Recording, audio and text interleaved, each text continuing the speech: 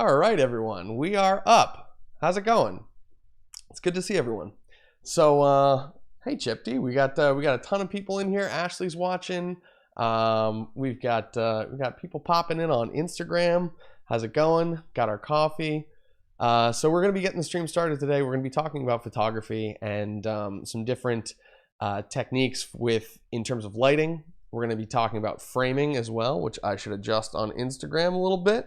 We're going to be talking about framing, and we're also going to be talking about your settings, your camera settings, and different ways to edit your images after the fact. So let's get some coffee in me because I obviously need some.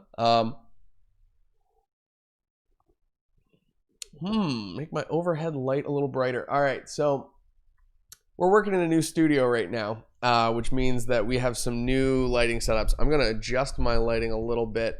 Today's going to be a little bit of troubleshooting, but nope, other direction. Let's try that. How's that looking? Let me know. We have a new studio that we're working in, and I'm really happy to introduce you all to it. We just moved over the weekend. I know it's a crazy time to be moving, but we made it happen, and everyone's been safe. So managed to get into a new studio, and I'm excited to show you the place and show you some cool stuff around here. So hopefully the lighting's better. Thank you, Ashley, for checking in on us. But let's see. Let's get to some of our talking points here. As always, I'm going to start with a little ad read here. UXL has been kind enough to sponsor these episodes, so it's good to be able to get on here and chat with everyone and start these conversations about media production and all that stuff. So as always, this video is sponsored by UXL Career and Learning Network. Are you interested in learning a new skill? UXL is a leading provider in online training. They host courses from top-rated instructors across the globe. Find courses on just about any subject and join a community of over 500,000 passionate learners. Visit uxl.com and register today. A lot of you are actually already registered on UXL, and that's how you get these live streams. It's part of your, part of the free curriculum that you get in addition to the courses that you're paying for. UXL is, as far as I've experienced, has been really, really good at adding some additional like free benefits to your courses. Like you get this big community that you can talk to, tons of people that you can chat with. It's good to see everyone. It's good to see everyone chatting in on Instagram.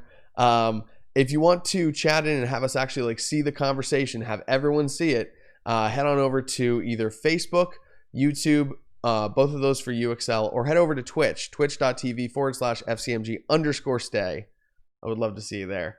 And then we'd be able to see you in the chats. So yeah. Let's see. We've got some chats in already. Let's see. Good afternoon, my beautiful friend. You guys are the beautiful ones. It's always great to see you. Yeah. Okay. So let's start chatting. Today we're going to be talking about the basics.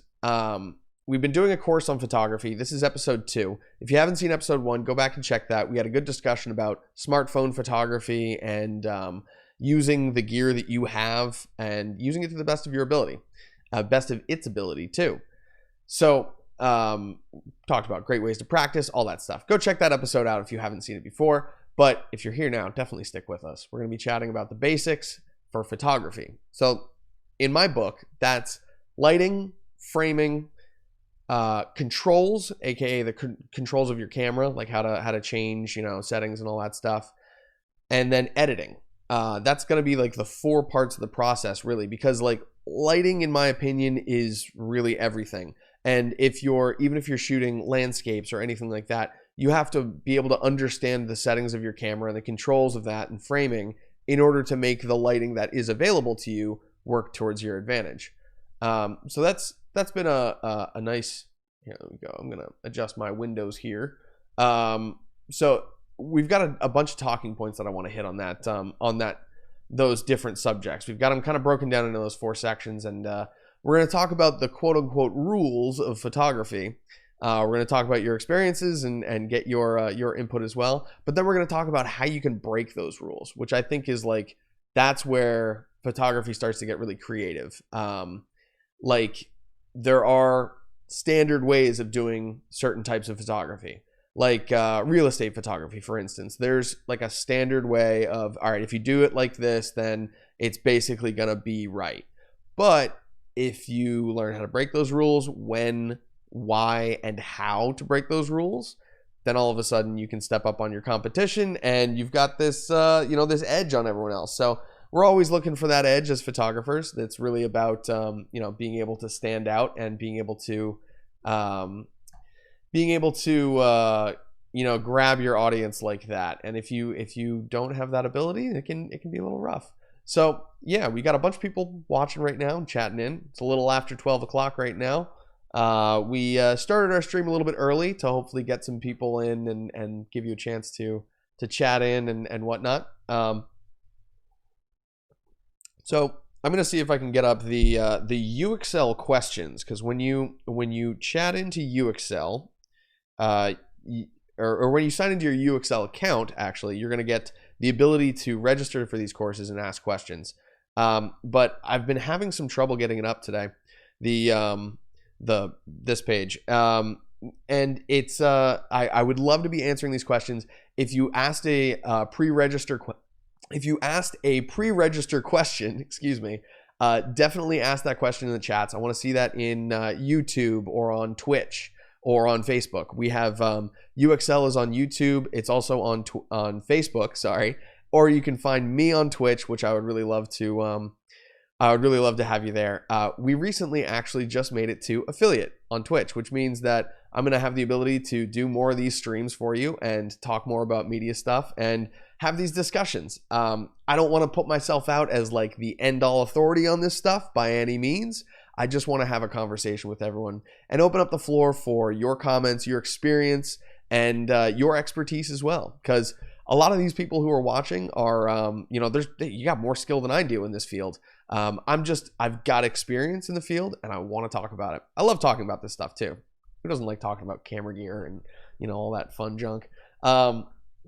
Okay, cool. So let's get, I'm just checking over our chats here. My friend Subo asked me if I finished the season of the Clone Wars. I haven't even started it yet. I've been working my way through the last seasons of the old Clone Wars stuff. But anyway, let's get on the camera stuff. That's for gaming. That's for nighttime and weekends. I missed this past weekend, but geez, was moving. So hopefully you'll understand.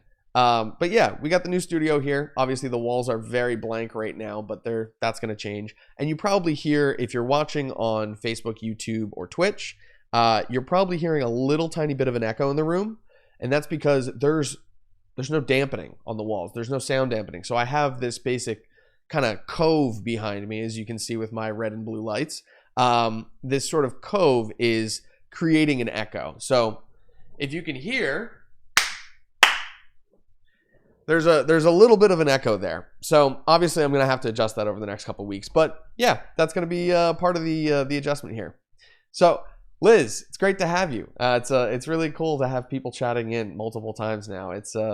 We're building a community here. It's gonna be awesome. We're gonna have great conversations.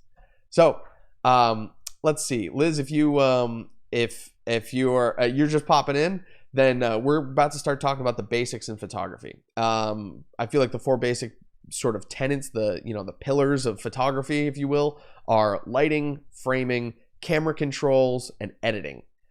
Those are big things.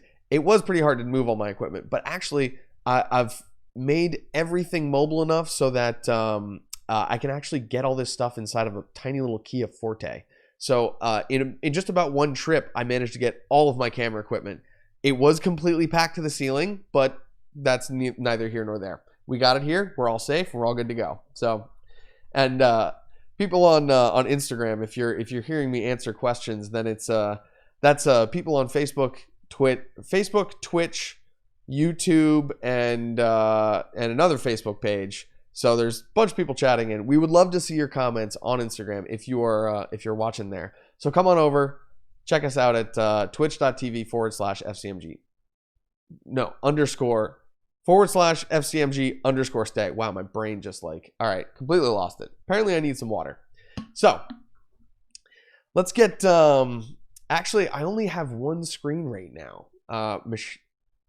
Misha 2020 just asked, how do you keep track of so many different screens? I actually, there's Instagram here. There's the camera that I'm looking into for the actual webcam stream. And then there's I just have my I think it's like a 27-inch monitor above that. So I've kind of got it streamlined right now, but I used to have another screen over there, but hopefully soon there's going to be 2 screens over here. I'm going to have like a little editing station. So it should be fun. It should be interesting. It's going to give me more of a challenge. It's going to be great. Okay. Thank you to whoever just subscribed. I really appreciate that. We have a, there we go. Nate Williams just shared our stream. Nate Williams is a good friend of mine. He's a beat producer and rapper from northeastern Pennsylvania. Okay, so now we got a good amount of people in the stream. Let's start chatting about what we're actually here to chat about. We're talking about the basics in photography. So as I mentioned before, that's going to be lighting, framing, controls, and editing.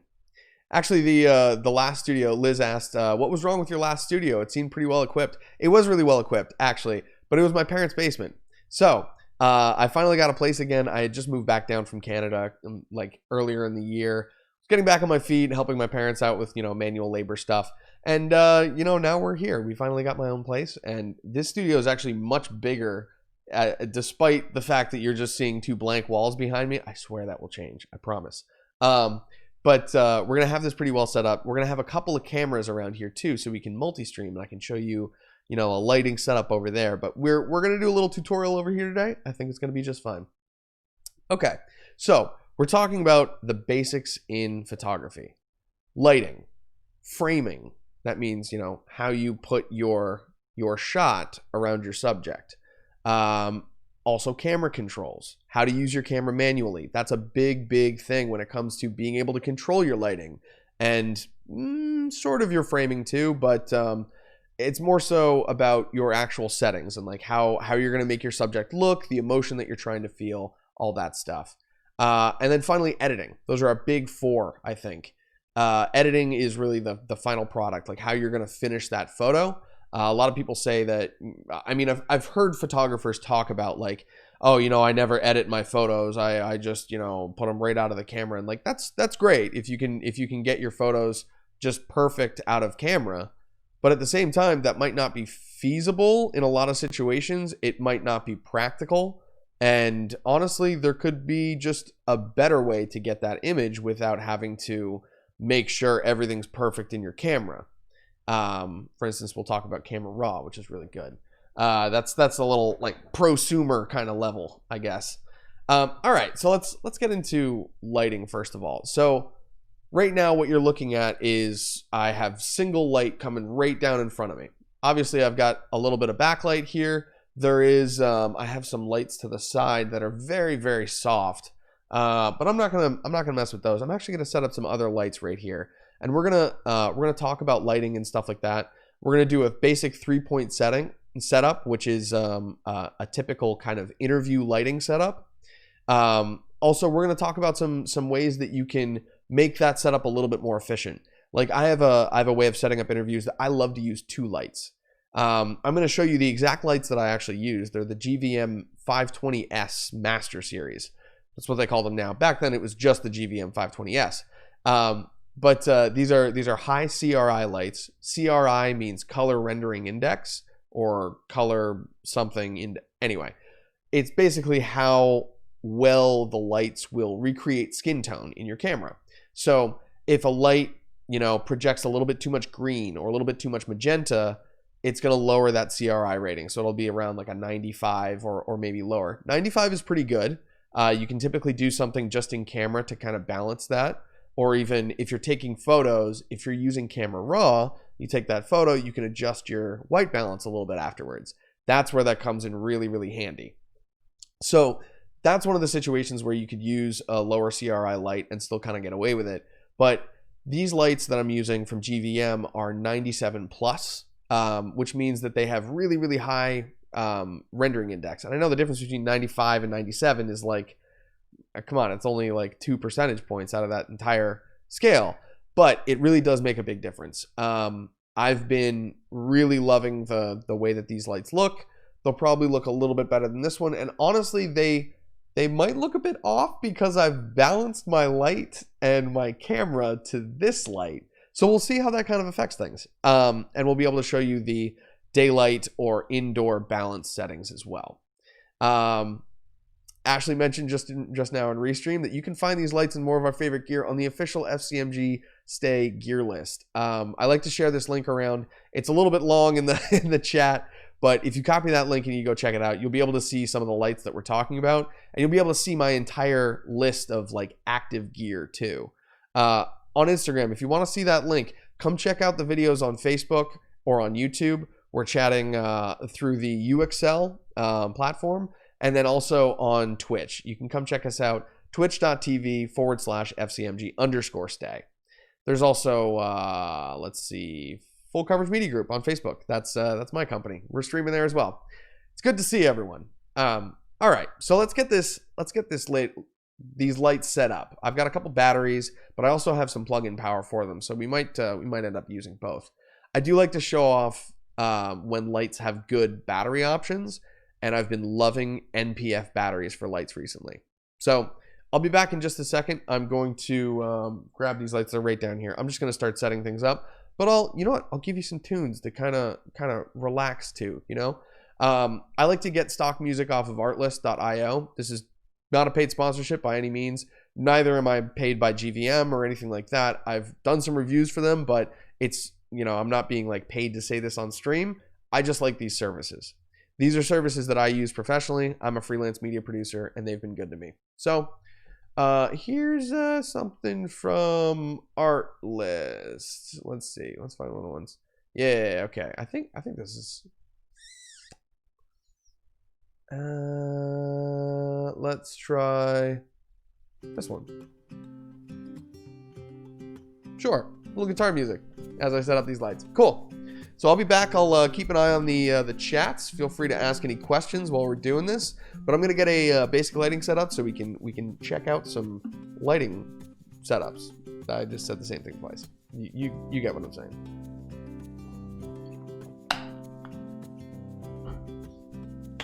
All right. Something good to talk about too is light stands. So these are sorry, that was really loud. These are some of the bigger ones. I think they're 9 feet by Newer. You can find them on that gear list, and I really like them because they've got these features where if you open this up, there's a little spring in the bottom. So if your light for some reason just falls out of nowhere, cracks down, it'll still be relatively okay. I'm not going to say that it's going to be fine because it depends on how heavy your light is, but it could save it. Could mean that little difference between a cracked plastic lens and your light being sort of okay, you know? So I like to put my key lights on these bigger stands. These can kind of sit right in front of your subject, but they're also really sturdy, so you're not going to run into, you know, one of these things tipping over as easily. You'll have to put a heavier light on here to really make it destabilize like that. So I'm going to push Instagram a little bit back there. How's it going? Service dog party. Nice to meet you. We're chatting lighting today. Okay, so let's get I'll get some lights set up and then we'll chat.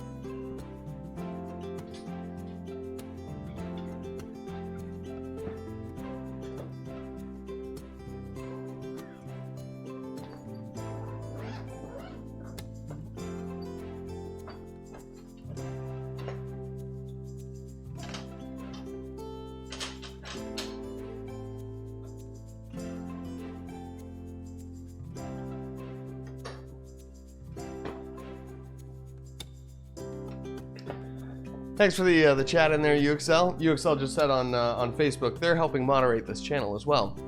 I'm just setting up some lights. We're going to be talking about 3-point lighting setups and interview lighting setups in a minute. So thank you everyone for watching on Instagram. I really appreciate it. We would love to hear you in the chats. The device that we're chatting onto Instagram though is a little bit too small, so we would love to have you on the YouTube or Facebook streams. Both are under UXL. Come check it out and chat in. We'll find you up there on our restream chats, and we'll be able to do that. Ashley, we are going to do that soon. Ashley just sent a message down. She says, "Do you need me to come down and model for you?" We are going to need that at some point. Not today though. I'm going to be doing a lighting intensive, and we're going to be talking about different emotions of different lighting. But we'll just talk about a basic lighting setup and how to control your lighting and how to kind of like mess with that in general. Nate mentions in the chat, he says, "I remember those lights." Yeah, you do. We've done a couple shoots with these. I bring these everywhere because they come in little go packs like you saw me just pulling out, and they have a cable built in with them so you can put in DC input power, and it's really easy to set up. So we're gonna get these finally set up. I've got one more light to go and then we'll be good. Actually, you know what? I can show you one of my favorite little hair lights in a second. That's what we'll do. Yeah.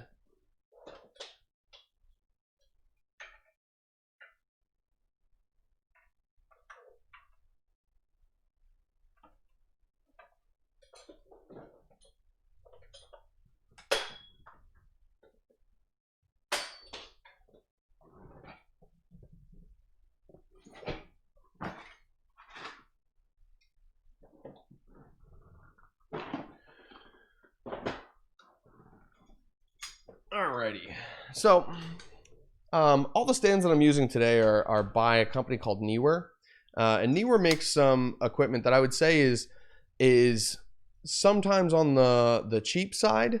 People would say, like, they're really inexpensive a lot of times, but if you find the right pieces of equipment, you can get some really good stuff. So this is the much smaller light stand. These are only, I think, 6 feet or 5 feet. I've been loving their products. It's been working really good. Their light stands in particular, I think, are fantastic. They all come with that 1/4-20 thread on top. These other ones have they have screw locks like this here. This one has just little flip locks. So this is great for lighter lights. Wow, lights that weigh less. Yeah, but Neewer. Yeah, I was gonna say, Liz, Neewer tripod, they can have some honestly great stuff. I call them like diamonds in the rough. Like, you gotta kind of search for stuff with Neewer, but you can get some really great products. Let's see, we got some. Are those lights expensive? Misha 2020 asks. Let's check it out right now. We've got the link in the chat here. I'm gonna go to the FCMG gear store. We're gonna scroll down. I think I have these towards the bottom. Yeah. Okay. So. Actually, this is a pretty dang good deal. Okay, so you can get 3 of these lights right now for total $500. They also come with 3 light stands, 3 power supplies. You get 1, 2, 3, 4, 5, 6 diffusers. Wow, okay. That's, man. Okay, you get extra diffusion panels. So, wait, no. Okay, all right, I see what's going on here. There's 3 slide-in diffusers, which I'll show you. I'll bring this guy over here. Okay, so this light, they have barn doors, so it looks like each light gets a set of barn doors in this 3-pack that I'm talking about. Let's do this. Yeep, there we go. Okay, each has a set of barn doors. Sorry, that's probably right in your ear. But they also have these slide out screens, so you can slide diffusion in and out of these lights, which I think is really key. If you want hard point lighting, you can use them just like this. If you want something a little bit more diffused, you simply slide that in, you're good. But there's another diffuser that you can put on top of this. It has little kind of mounts that come out of here, and then it's another panel directly on top, so you can really diffuse these lights. I don't think that they're powerful enough to use the double diffusion. Sometimes it's nice to have it just sort of sitting off as a little bit of a bounce, But I really like this setup where it's got the barn doors so you can focus your light, you can choose where things are going, but then it also has that diffusion panel inside of it. You can't have the barn doors and the exterior mounted diffusion panel on at the same time. So it's kind of a bit of a choice there. But these things are fantastic. They really have been doing me well. They have NPF battery slots in the back. I can show you right up here. Let's see if we can get Instagram to see this as well. Okay, so they have NPF battery slots up here. You can put 2 NPF batteries in there. I think it only works if you have both batteries in there. I haven't honestly tested it recently. We could today, but I have a feeling that you need both batteries in there. Either way, you can also plug it directly into the wall, and each one of these comes with, it actually comes with the power supply too. So you get light stand, the light itself, you get a slide-in diffuser, you get barn doors, you get an exterior diffuser, you also get a power supply, and you also get a giant case that carries all 3 of them. So for $500, that's extremely inexpensive. They also have a 4-light kit for $549, so you're getting an extra light and a remote to control all these. Oh, did I mention these all have radio connections so that you can set one light as the master light, and you can group others into different groups and control each group individually with that one master light. This 4-light kit apparently comes with a remote too, which is awesome. So I'll let you in on another secret too. When I bought this individual light, it was $295. This was almost 2 years ago. This is the same one that is in that kit. So you get 4 of these for $550, or 3 of them for $500. They've gone way down in price since I first bought them, and honestly, I don't regret them at all. They've made their money back and then some. Their cost back, I should say. They've made their cost back and then some. They really are fantastic. So definitely check out that GVM Master Series. It's in the gear list there, and yeah, they've been really helping out. I'm gonna look through these comments really quick. Tripod isn't bad. I'm happy with the price. I paid less than $50 US. That's a great price for a good solid tripod. Hey, if it works for you, stick with it. That's what I say. Is a slider diffuser better than softbox?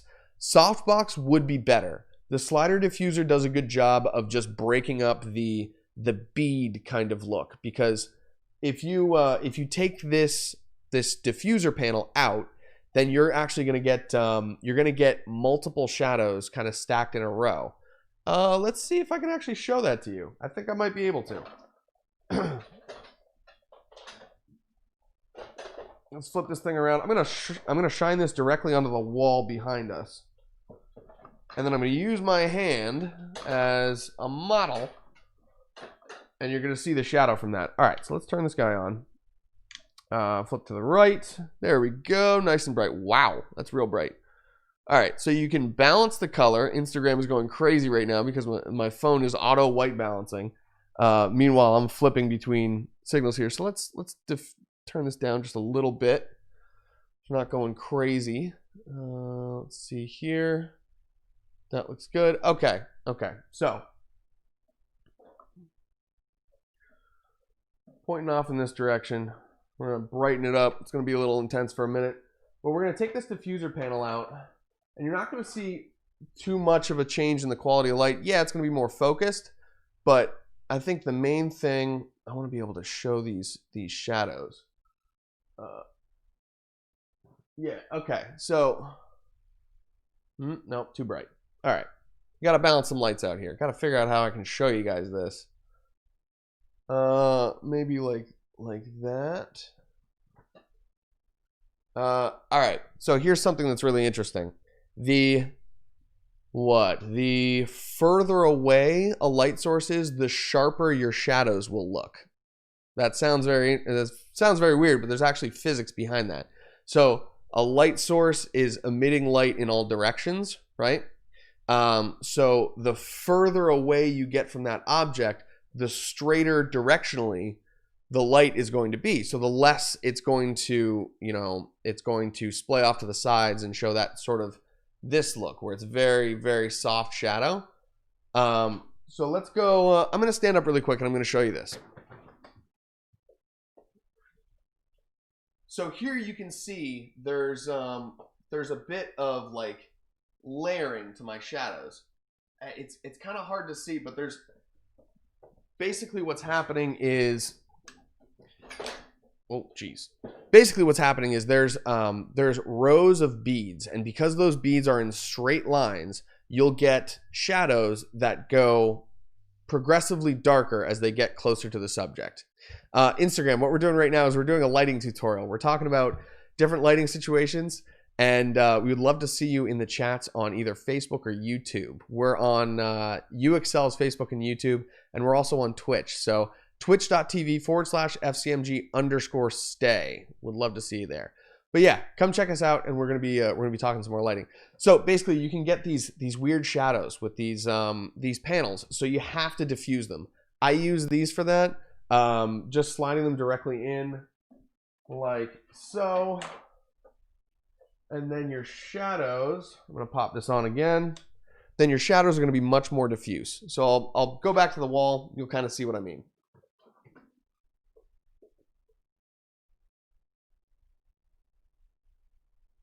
So I know it's not a huge difference, but if you're, say, you're lighting a documentary or something like that, you're going to need to be aware of these things, because that can change the whole look of your story. As we're going to talk later on,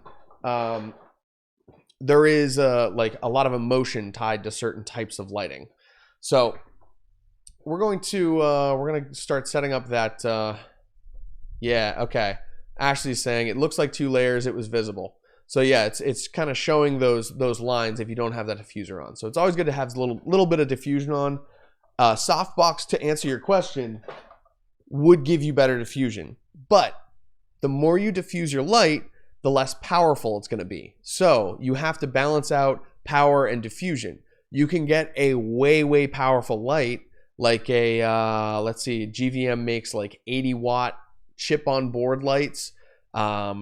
I think Godox. I have 2 of the Godox 60S, which is like a 60 watt single chip light. So you get really sharp shadows, first of all, because it's a single light, but you also get a whole heck of a lot of power. So you can put more diffusion on there and make it softer, more pleasant light because of that, because you have that power to play with. Let's look back in our chats. I'm going to get a sip of water while we chat too. Is the slider diffuser better than the softbox? It's not. I wouldn't say it's better than the softbox. I think it just removes some of that aberration, basically. Barn doors are removable. Yes, they are. Daryl Henry asked that question on YouTube. Come join us there if you're watching on Instagram. It looks like 2 layers. It was visible. Yeah. It's definitely something that can be like distracting during a video. If you're lighting a subject and you see these weird like jagged shadows in the background, it almost looks like someone has anti-aliasing turned off, you know? Anyway.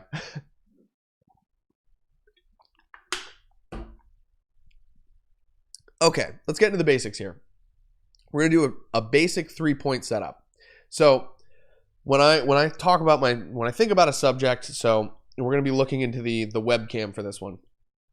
All right, so here's straight on. I typically want to have my key light for the person, which is the main light that's going to be lighting up their face, a little bit off center. Do we know who's making soft boxes for these lights? I know Neewer has some like LED panel soft boxes that you can get. They're little pop out boxes. Not sure how sturdy they are, but in my experience, I've had good times with them. So I know that they've got some good stuff. I would buy like one first instead of getting like, you know, ones for all of your lights. Just make sure that they're good quality first and then purchase as necessary. So the way I like to do it is you have one key light a little bit off to the side. If I'm trying to make it more dramatic, like say I want to show a little bit more shadow on this side, I'll have my key light off on the side that is not the side that we're seeing the most of. So if the person is looking this way off camera, you can light this side and get a whole lot of drama. Let's take a look at that. This is just a single light at this point. So You're going to get a lot more drama in this way. And I can also turn off this light, which would basically be a fill.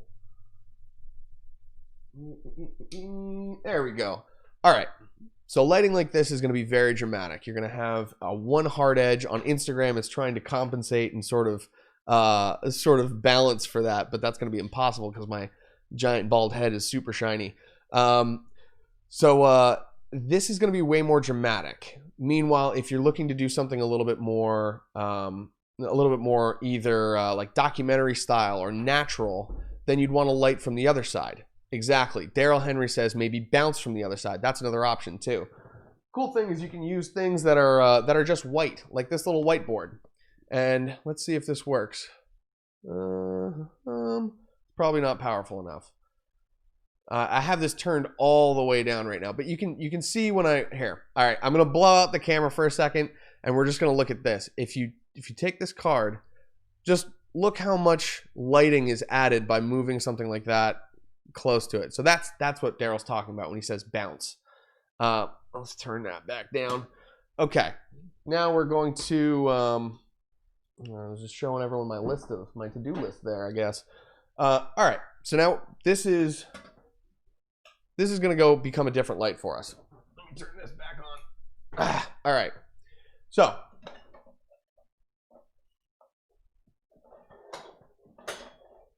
if we want that nice like documentary look, we're going to put our light on this side. So I'm going to move a light just over here. It's going to be a little bit off camera, but I promise you that it's there.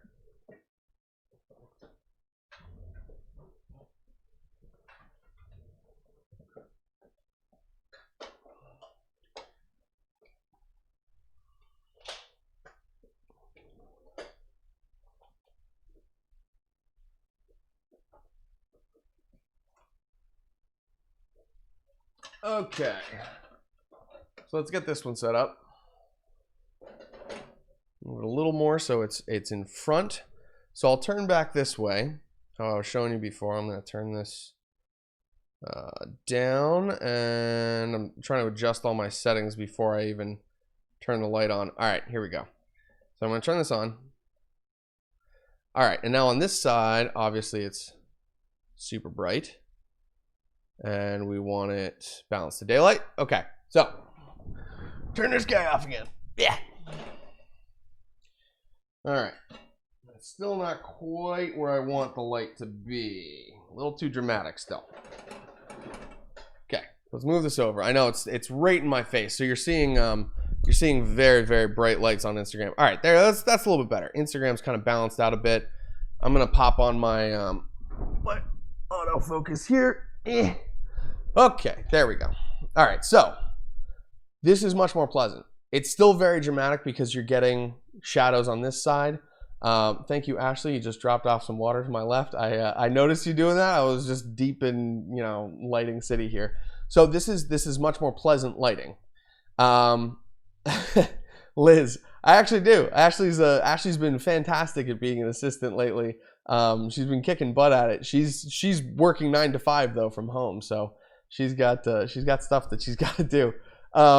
So here you can see this front 3/4 lighting, which makes it much more pleasant. Like say if I'm talking in this direction, then it's just gonna leave the shadows on my far side. So let's add this other light as a fill here, and you can see all of a sudden it's much nicer. All right, so you're seeing the light here. This is still not quite as far as I would like it. I would like to have more light on the front 3/4 of my face. Something more like that. Yeah. Where, all right, so you can see this eye is now catching this light a little bit. Having that secondary catch light is huge. Being able to see 2 catch lights in your subject's eyes is something that can make them very, very, yeah, it is a little tough with my console right in front of me. I'm going to do another setup soon. We're going to do a lighting intensive and actually have it in like the middle of the room. So we'll be able to do some more cool stuff. I'll also have a subject set up for us. I literally just moved in this weekend, so we're still figuring the studio out a little bit. But as you can see, now I suddenly have 2 catch lights in my eyes, which are these little tiny reflections things.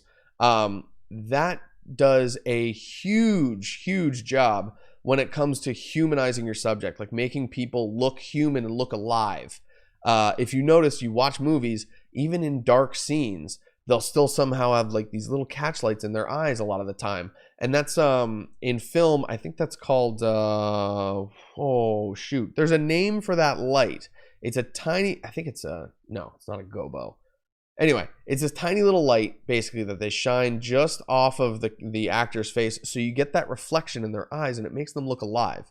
So injecting that into your photos as much as possible can do a lot to humanize your subjects. So here you can see my key light is now on the far side and my fill is back here. This is sort of a setup that I like to do where I'll have someone sort of set up like this.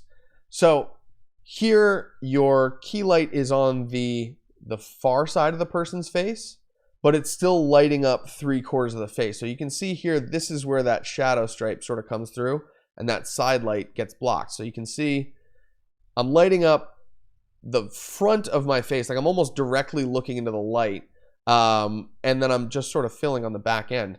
This would be a this light here to my back, like if I shadow that one, this light I would call a hair light, because then you're getting the line around the back of the head, helps the shoulder stand out, all that stuff. See, otherwise I would just, this would blend into my chair. You can kind of see a little bit when I do that. So there, my shoulder sort of disappears, my neckline sort of disappears, that all gets very, very dark back here. Meanwhile, this light literally just makes me, boop, just stand off just a little bit. Not to be standoffish, but all right, so this is my 2-point interview lighting. There are like standards to doing this though. So there is a 3-point interview lighting setup. I think this is like, it gets a lot of nice drama. Oh, my autofocus just went bonkers. Bring it back to my face. Nope. Okay, doesn't want to do that. Trying to wake up my autofocus here. All right, we're going back to manual.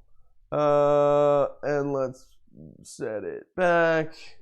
Nope, too far. Real hard to see when you're doing this alone. All right, that's good enough. All right, cool. So here, this is much more of a dramatic interview setup. Like it's gonna be, you're not gonna have this on like, maybe you would have it on like Nat Geo or something like that. But this is like a Vice documentary. You know, you want some like vibrant colors in the background and things like that. If you notice, I have these color bars in the background. That adds a little bit of color contrast. So it's going to help me stand off from the background a little bit. My skin is more orange, so it's going to show up better on a blue background as opposed to just a white wall, or if I had like orange or white or something like that. It's going to give me better contrast. So here we go. Adjust this a little bit. I'm trying to sort of perfect this lighting setup. That's about what I would do for an interview. Right there. Cool.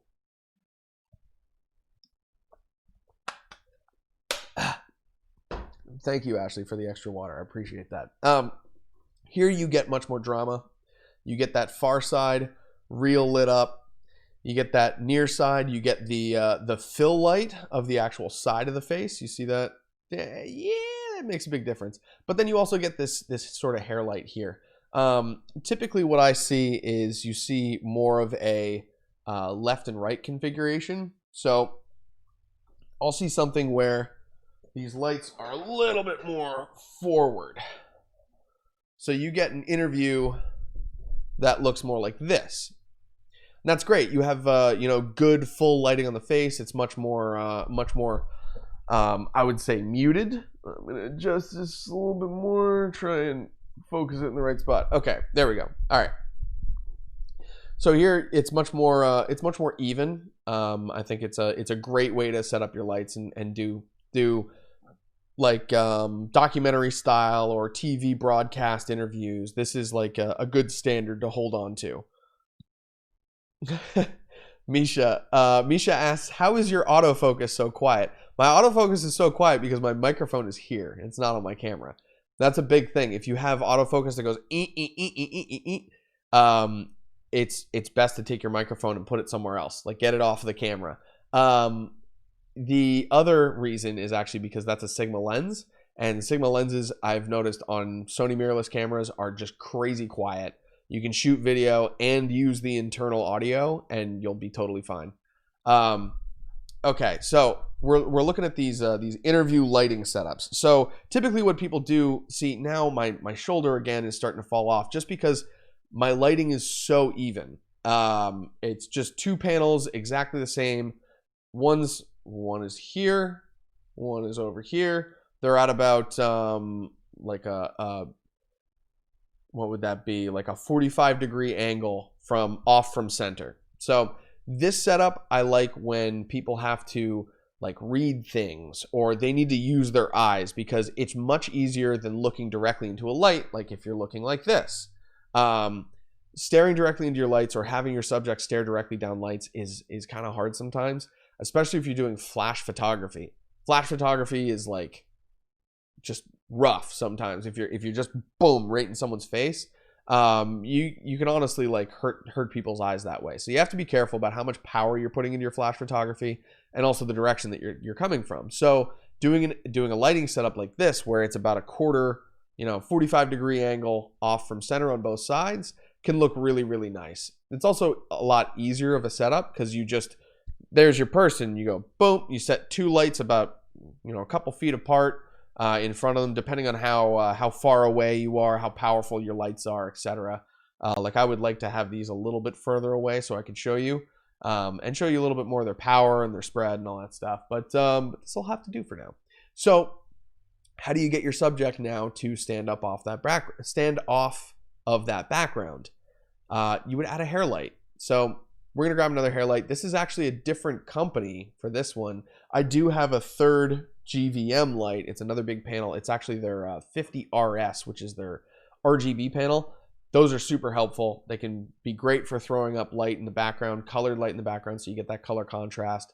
But also, there's more simple solutions. So here's my simple solution to that. I like to grab these little guys, which is the YN216. So if you heard me mention, this is these big lights are the GVM 520S. 520 is the number of beads that these LED lights have. So there's 520 LEDs in that light, right?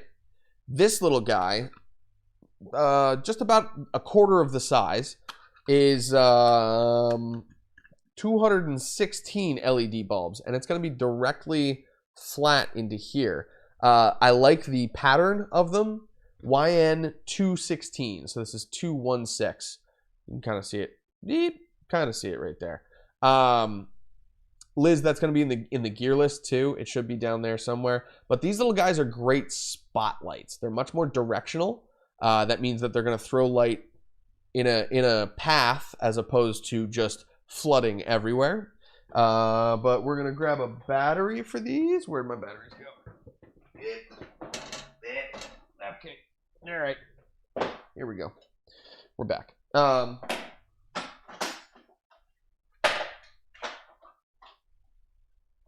These little guys do take DC power. You can plug in like a power inverter right there. It also, this is a really cool feature, which I don't know if I'm gonna, there we go.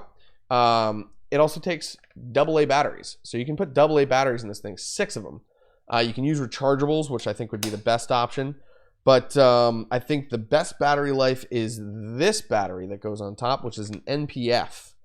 And these guys have super high capacity. They're very inexpensive, and they're rechargeable. So I love these lights a whole lot. So as you can see, this little guy is powerful. It's very, very, very bright. Like you can blow out the, like, even beyond these big lights that I was using. So let's watch. I'm gonna turn this one all the way up. You'll see how bright that is. This thing still overpowers it a little bit. And that is because, it's so bright.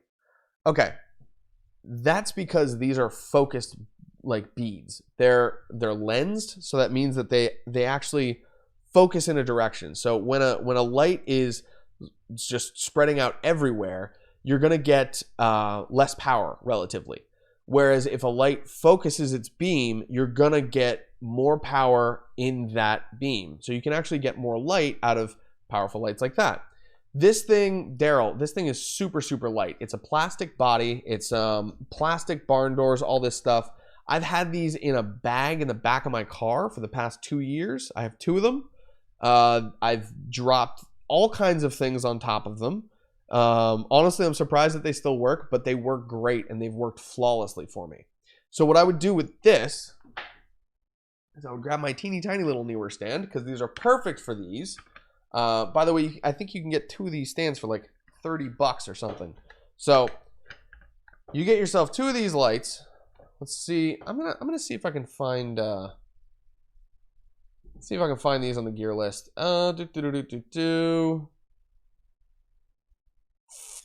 There's a lot of stuff on here now. There they are. Okay, so they're about 3/4 of the way down.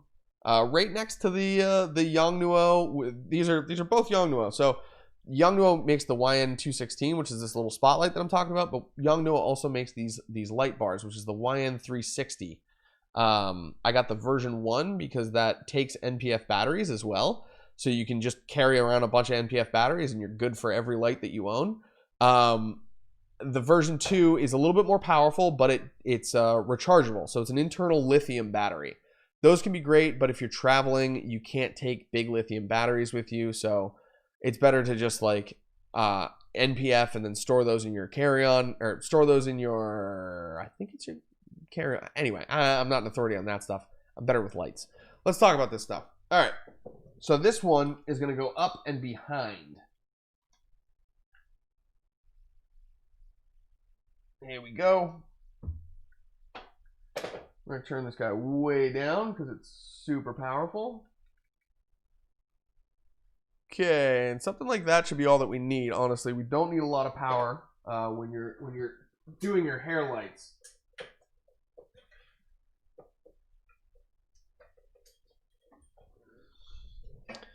Let's see there. That's still honestly too powerful.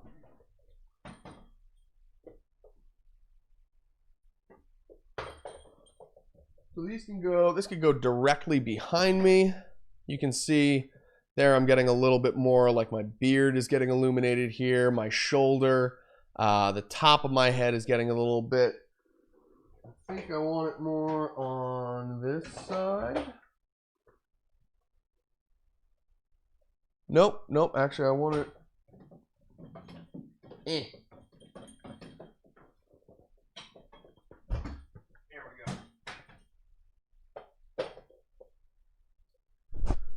All right, some more over here.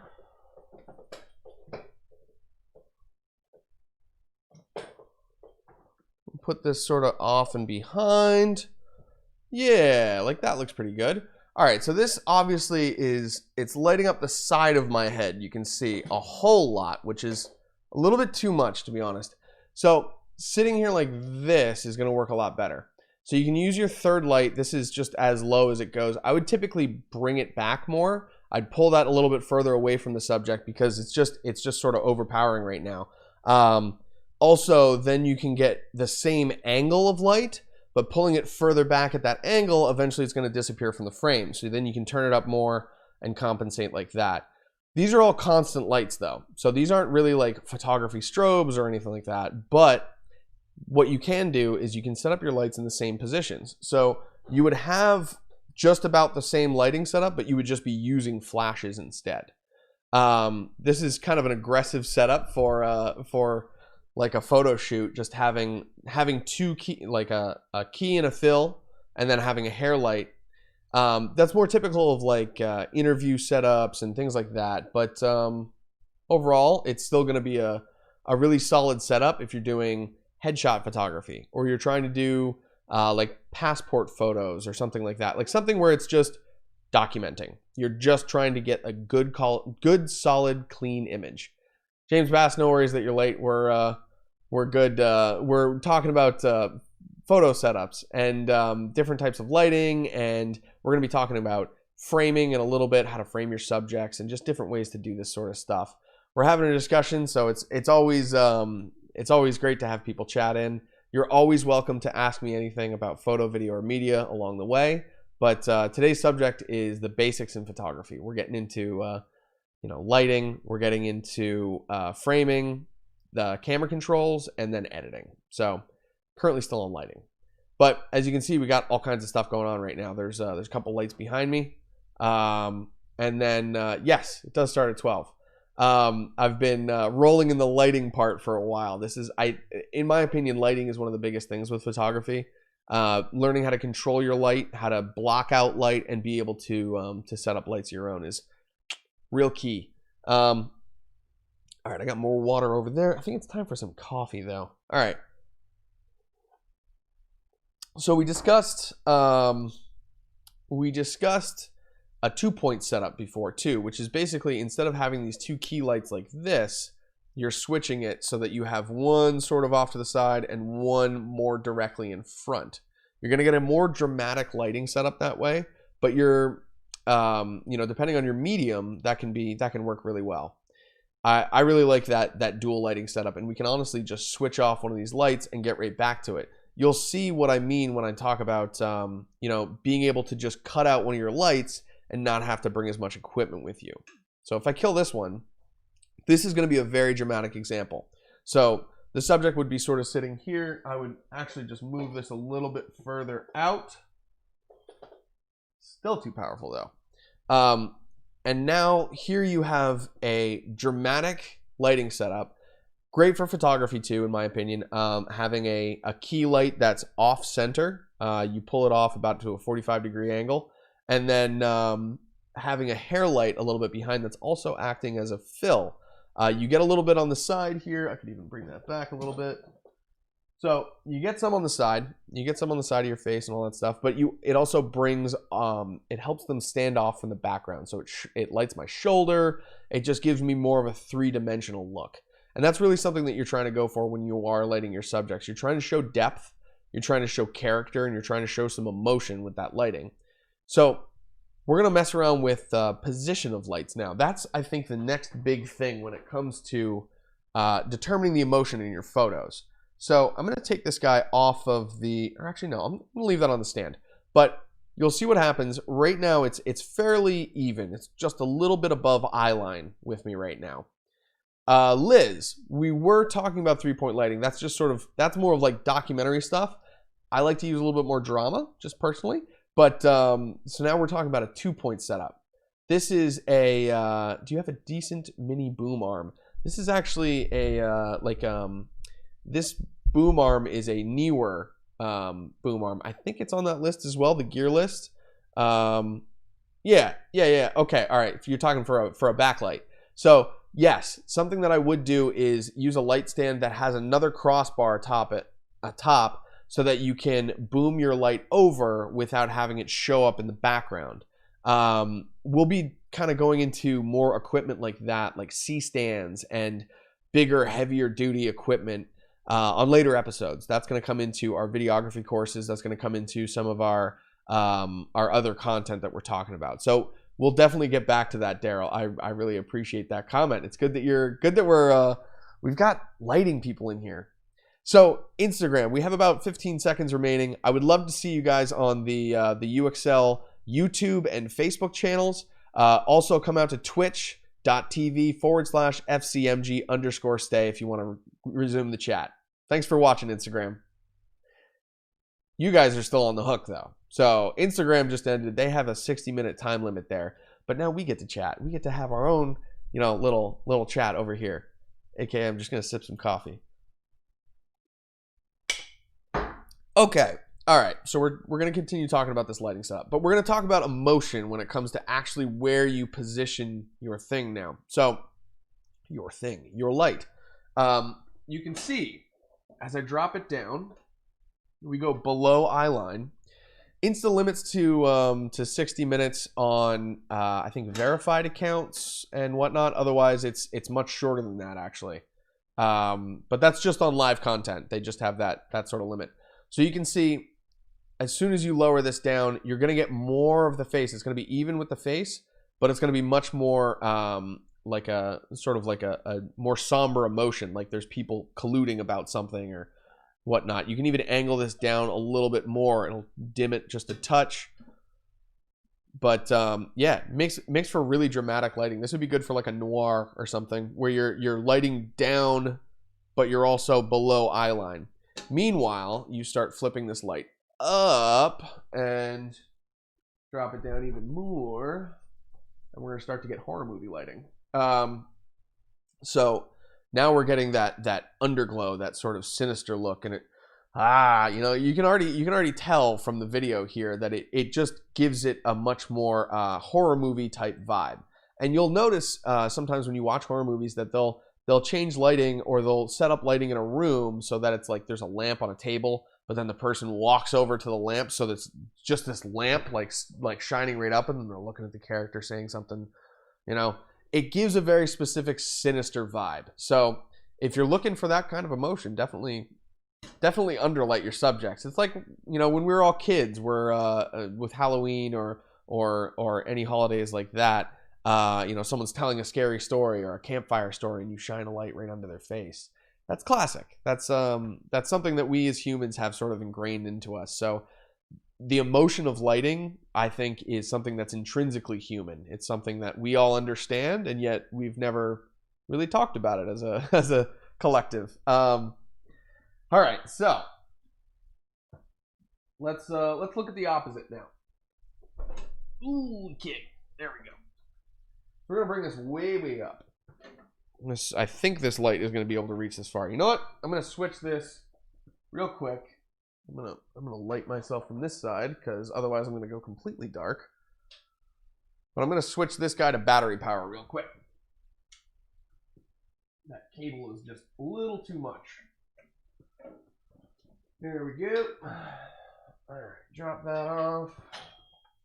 Get that thing out of the way.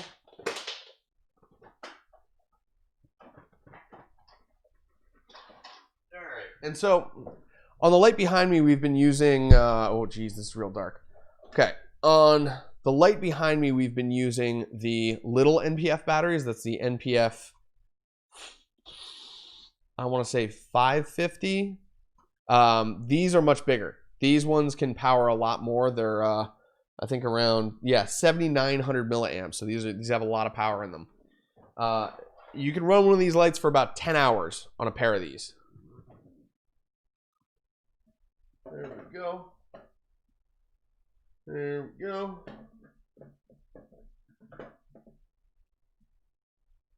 And here we go. Boom. All right, there's our light.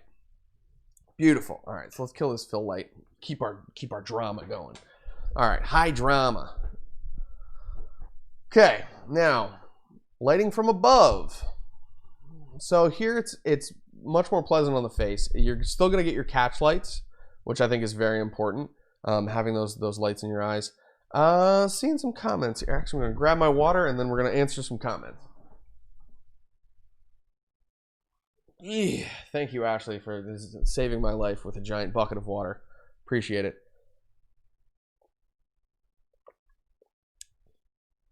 A good external flash. Okay, so I had a question on YouTube from James Bass. Can you recommend a good external flash that is not too expensive for the Canon Rebel T4i? My favorite flashes, and they work for any camera. They have a little radio transmitter, and it allows you to just connect with any camera through, I think, Hot Shoe, and then there's another one that has like some different connections, but they have tons of different versions. Godox, that's exactly what I'm going to suggest, Daryl. Daryl got to the answer before I did. So Godox has some really, really good flashes that are universal. I've heard photographers that make hundreds of thousands of dollars a year recommend these. I've heard people who are just getting started recommend these. So they're not overly complicated, but they have all the features that you're going to need as you go into your career. Honestly, check out Godox for flashes. I really have been liking them.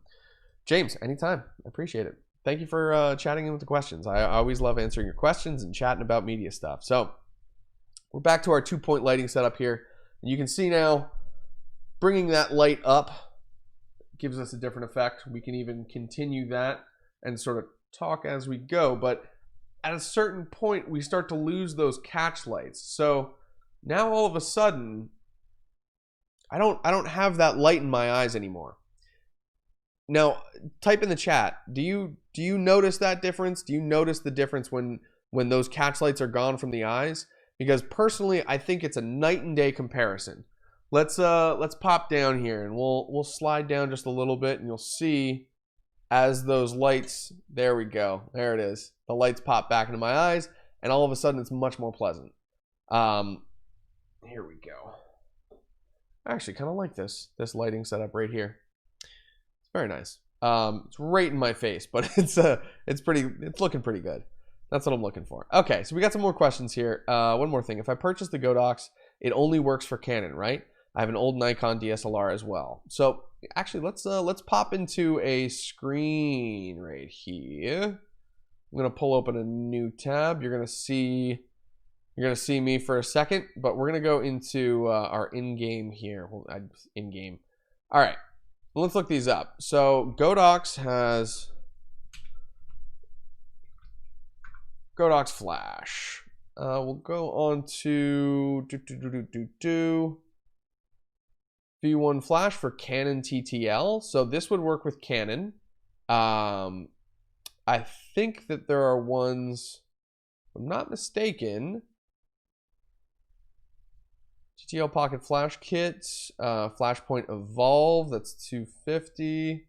Studio Strobe heads, these are some really good ones. I have the basically the constant light versions of these. They're around the same price, and I love them. The Godox 60S's. Strobes are much more powerful. You can get a lot of lighting out of them, and they're pretty compact. They don't take a ton of power. Like, you can power a flash for a good amount of time with just a couple like AA batteries. But I do love constant light. Like, there's something about it. You get a lot of power for a little price. And then something like this, like the Yongnuo 216, which has been behind me on that little tiny battery. It's maybe $10 battery. It's gonna last for hours. Let's see here. So Godox Wireless. They have these systems which are a little bit more expensive. This is like a battery powered strobe and a remote system. So you can take a wireless battery powered strobe out anywhere with you and get strobe lighting, which is great quality lighting. Like, you really get some powerful stuff. But then you have things like this. So there's the smaller one. I think these are the ones that I'm thinking of. A little bit less expensive, about 180 bucks. You can set it up for Canon, but then you can also get these other flash triggers with them. And if I'm not mistaken, some of these are going to be built-in 2.4 gigahertz, compatible with Canon. I thought that some of these would have been cross-compatible because they're radio systems, but I don't think all of them use the same hot shoe mount. Like, I know that Sony has a very different system. It's not even called a hot shoe. I forget what they call it actually, but they might have it in here. Nope. Okay. So yeah, this Canon version of the Godox, it's got great reviews. A lot of people really like it. As you can see, they've only had 3 one-star reviews.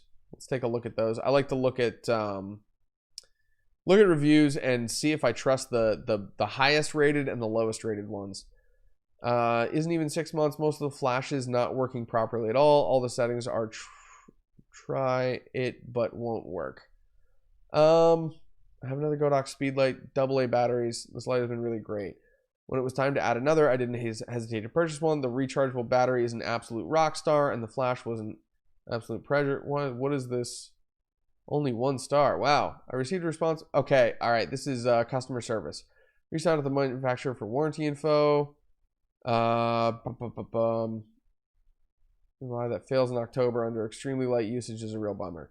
I can understand that. That's that could be something where the item itself, like it's just you get a bad unit, things like that.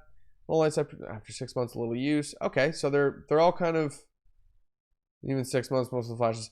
So I get the impression that some of the units are going to be not that great. Let's take a look at the 5 stars. All right, excelente.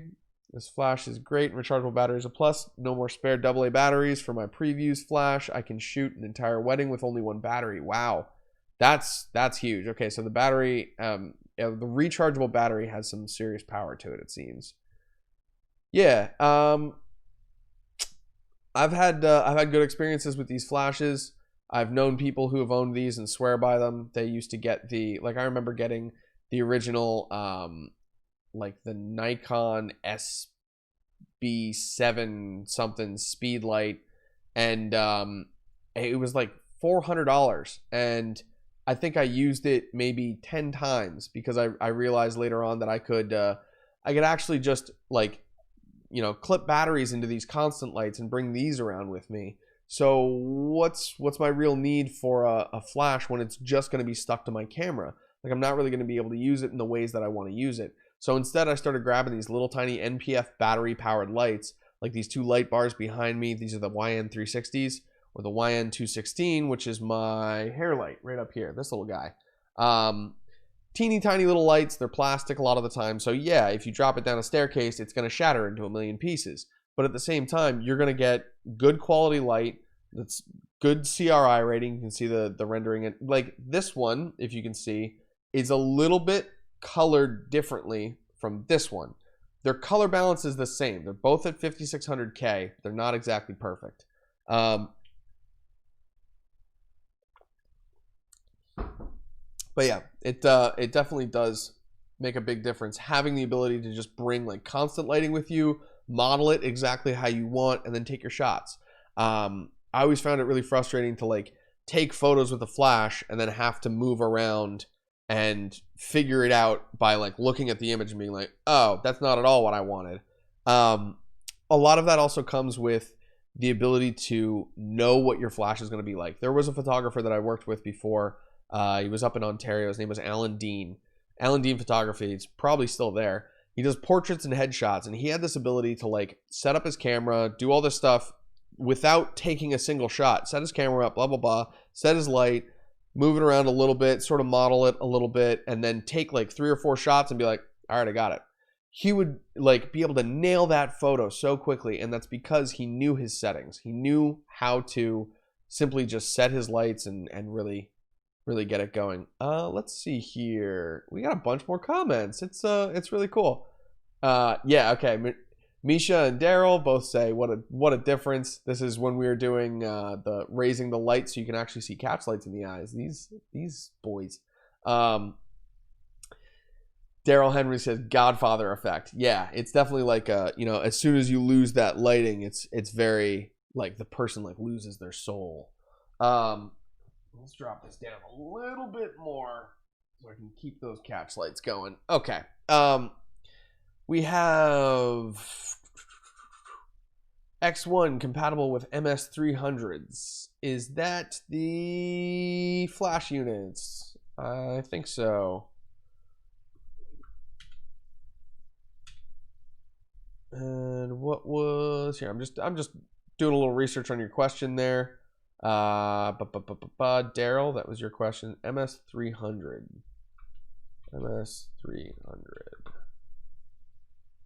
Okay. Godox MS300 monolight. Okay, that's cool. Non-TTL radio receiver. So, wow, 300 watts, 5600K color temperature. This thing is super powerful. This is only $100. Wow. Okay, here, I'll show you what I'm looking at here. I realize I've got, here we go. I'll make this full screen. Okay, so we're looking at this Godox flash, the MS300 that, I think it was Daryl that mentioned. Yeah, Daryl Henry mentioned X1 compatible with MS300S. The X1. Separate purchase of the XT16, X2, or X1 Pro transmitter. Okay, So yeah, you can get these lights. These lights are radio reception. So you basically would just find the compatible radio transmitter for your type of camera. Those transmitters are going to be much less expensive than buying an entire flash unit for that price. But this seems like a very good deal. $100 here. All great reviews. And yeah, wow. 0.1 to 1.8 second recycling time with flash durations as short as 1/2000th of a second, which is just about as fast as a lot of lenses can actually take a photo. Wow, that's really cool. So this seems like a really good option. You could get a radio transmitter that would work for your camera system and go from there, really. All right, let's go back to our single shot here. I typically have a little remote that I can do that with, but I, again, don't have my stuff all set up here. So let's keep going with our chat. We got some more comments here. Godfather Effect. What is TTL mode versus manual? So manual mode is going to be setting your flash manually. You'll set all the settings in the back. You can adjust it to your camera, or you can actually use a light meter, which is a tool that one of our friends mentioned. He was on Facebook watching the other time. This was Matt Griller. That's right. Matt Griller mentioned this, having a light meter, which is for typically more for film photography, because you have to get your light settings and really figure out your settings manually before you take that photo, because you're not going to be able to look in the back of the camera and go, yeah, that looks pretty good. So getting a light meter and using it that way is a great way to be able to set your flash manually. Depending on the distance that you're at, you can set the distance to your subject, and then you can also set the power in relation to that. TTL mode is, I want to see what that actually stands for. TTL, definition camera. Photography. Okay. TTL stands for through the lens. Ashley, great catch. You already got that. Through the lens metering refers to a feature of cameras whereby the intensity of light reflected from the scene is measured through the lens. So basically, your camera is going to send the flash unit settings based on, like, it's almost like an auto mode when it comes to your flash. Some older cameras don't have that TTL setting. You can't do that with them. A lot of modern ones can. Just about any digital camera, I would say, has TTL options. Maybe some older ones don't, but like I think that's right. The Nikon D300, if I'm not mistaken, that didn't have the option for TTL. So you actually had to set your flash manually. But that camera had some other cool stuff about it. It had an internal focus motor, so you could put a manual lens on it, and all of a sudden it would go automatic for you. Okay, I was curious. On websites, it means time to live. Yeah, okay. On the domains DNS. Ashley's a web designer. She does web design for a bunch of different companies, and so she's talking in terms of web design there. That's funny. That's cool. Yeah, there's a lot of crossover terms in different creative fields like this. So it's good to chat and figure out our definitions here. I'm definitely going to keep that that monolight up, by the way. Thank you. I think it was James no, it was Daryl that mentioned it to us. Thank you, Daryl. I appreciate that. All right, let's keep going through here. Let's see. You in the U.S. now? Yeah, Ashley got that one. We are streaming from the U.S. I lived in Canada for about 10 years and then came back down after starting my business, Full Coverage Media Group. And let's see here. We're now in the Valley in Pennsylvania. James Bass says, I wanted to make videos, but the subject is a bit of a distance from me. Do you know how I can set up a good microphone on the subject and record from a distance? Really good microphone that I like to use. It's way less expensive than a lot of your options for something that's hyper directional, is going to be a Audio-Technica AT897. If you look in that gear list, you'll be able to find it in there. It's a shotgun microphone, so it's a long, thin thing. Basically, it gives you really, really good directional audio, so you can point it at the chest of your subject. You want to point it like right here. If you point that microphone right at the chest, you're going to get more of the bassier tones of human voice, and it sounds really rich and warm and nice. But if you point that at someone, you can hit them from about 15 feet away if you really need to. You'll still get some like background noise from whatever's behind the person. But if you kind of angle it so you're either, you know, shooting up if there's no one above or there aren't planes going overhead, or shoot it down, then you'll be able to get more of just them. You get that off-axis rejection.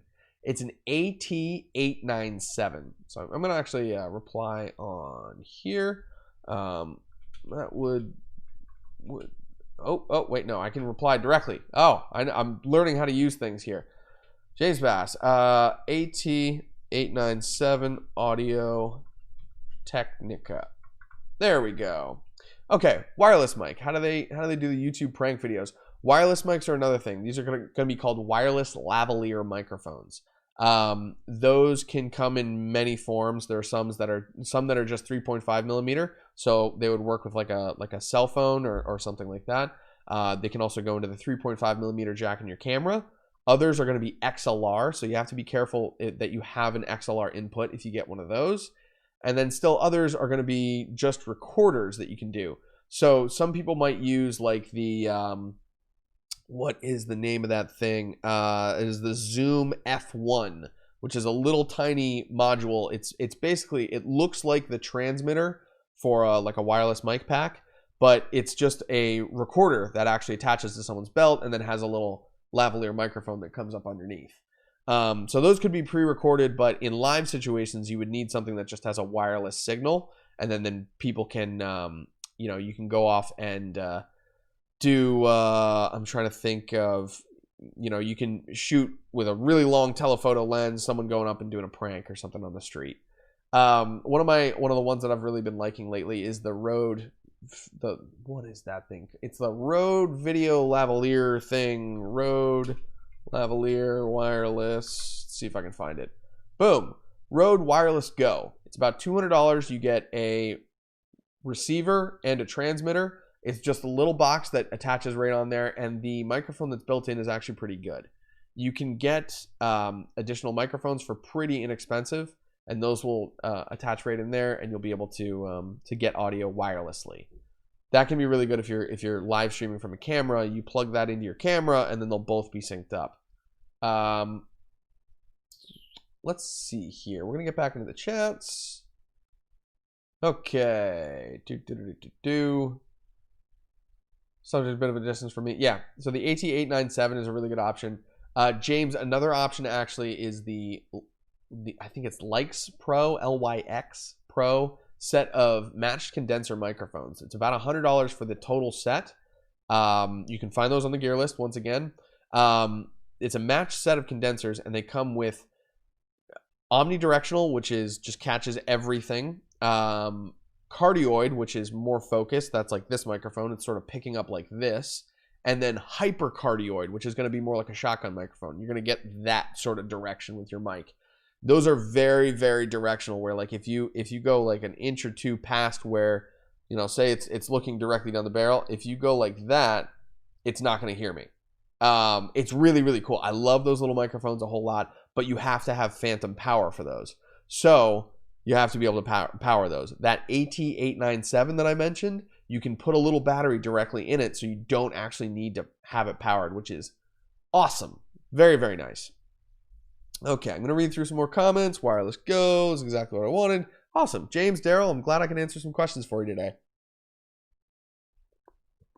Again, if there was anyone from UXL who asked some pre-register questions, there was a little bit of a glitch with that today, so ask your questions in the chat here, and I'll be able to answer those for you.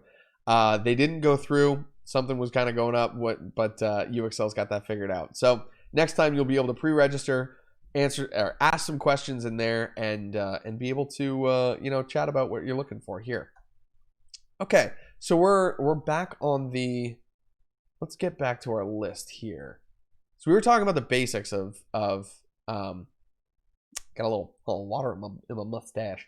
We're talking about the basics of photography here. Lighting was our first thing. Obviously, we got this nice little lighting setup. This is a 2-point lighting setup. We have one key right here. It's about a 3/4 off of me. It's very, very close to me, so it's having a little bit more extreme of an effect than I would really like. But yeah, we have another hair light back here. This is the YN216. So we get a bunch of options when it comes to our lights and how to use them. Both of these are currently running off of battery, so you can use these in a mobile setting. Makes it really easy to bring out into locations and use in different situations. So that was lighting. We did a 3-point setup, 2-point setup. Now let's talk about framing. So framing is going to determine your subject a little bit too. So here, you know, I'm getting that nice lighting. Actually, I'm gonna pop my lighting back on. No, I can't quite reach it. I gotta stand up for this. Okay. Oh, look. Where is it? I don't know where the switch is. There it is. Okay, we're back. I can turn these off.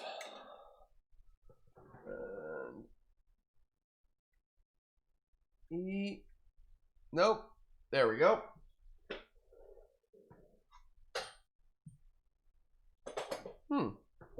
Maybe I will keep this one on. It's still a little dark. So I'm gonna you know, come up with a better lighting setup there, so we have a little bit more pleasant lighting to work with. Yeah, I'm gonna use the lights that we had. I just like them so much more.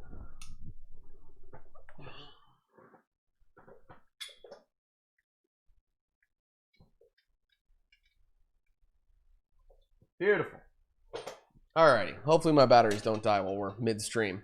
Okay, so we're gonna talk about framing. And framing is literally where you put your subject in the image. So a lot of people go by something called the rule of thirds, which is your camera is going to have your frame is going to be able to be broken up into sections of 3, both vertically. So if you put, you know, lines right about here, you would have 1 section, 2 sections, 3 sections. You put up your lines like that. And then if you break it up into thirds horizontally as well, you would have lines across here and across here. So you'd have section 1, section 2, section 3. And you can organize your frame really easily there. So here's your like center section. You can also, as we break stuff, you can also line stuff up against one of the 3/4 lines, or one of the third lines. So you can have them kind of over in a corner, and that's really good for like if someone's talking off camera. Great way to light your subject. You can also flip it over to the other side. As you can see here, my lighting's a little bit more dramatic here. So here I can talk in this direction, and it's a little bit, you know, it's that 3/4 view on your subject. You get a little bit more, you can organize them just a little bit differently. But there's also things that you can do to really adjust the emotion of your shots in that same sort of way. Let me make sure my focus is on here. Okay, so there's a couple things that you can do. Like, I'm not sure if how many of you are really into like film, TV, all this stuff, but I've been watching a show called Mr. Robot in the past couple of years. It was pretty popular there for a while. That show does a great job of putting people into the bottom third of a frame. So you would have someone talking, and they would be like down here talking off camera this direction. So they would be, you know, they'd be talking to someone like this. It'd be like, listen, I really don't know what, you know, what happened the other day. It wasn't, you know, it wasn't their fault. I'll try and do my best. And it gives you this big area of headspace where you can almost tell that the people who are talking at that moment are currently like overthinking the situation. Like they're really in their heads, and they're trying to figure out what's the right thing to do, all this stuff. So it shows a lot of drama. There we go. It shows a lot of drama, and it shows a lot of internal conflict. So you can, depending on how you organize your frame like that, you're going to be able to imbue it with a different type of emotion. There's some other ways that people organize their frames too. There's also something called the golden spiral, which is a spiral that would cross the frame sort of like this, and it follows the Fibonacci sequence. So it's these ratios and numbers and all this stuff, but you can find these overlays and basically use that as like a guide to photography. If you organize things along those lines, you can find some interesting ways to do things. You can also like use that with architectural photography. So like one way that I really like to use that is organizing like architectural subjects along those lines. It gives great organization. Or having, you know, say this bottom 3/4 point is your vanishing point, which means that everything sort of leads, all your lines are sort of pointing in that one direction towards this one focal point.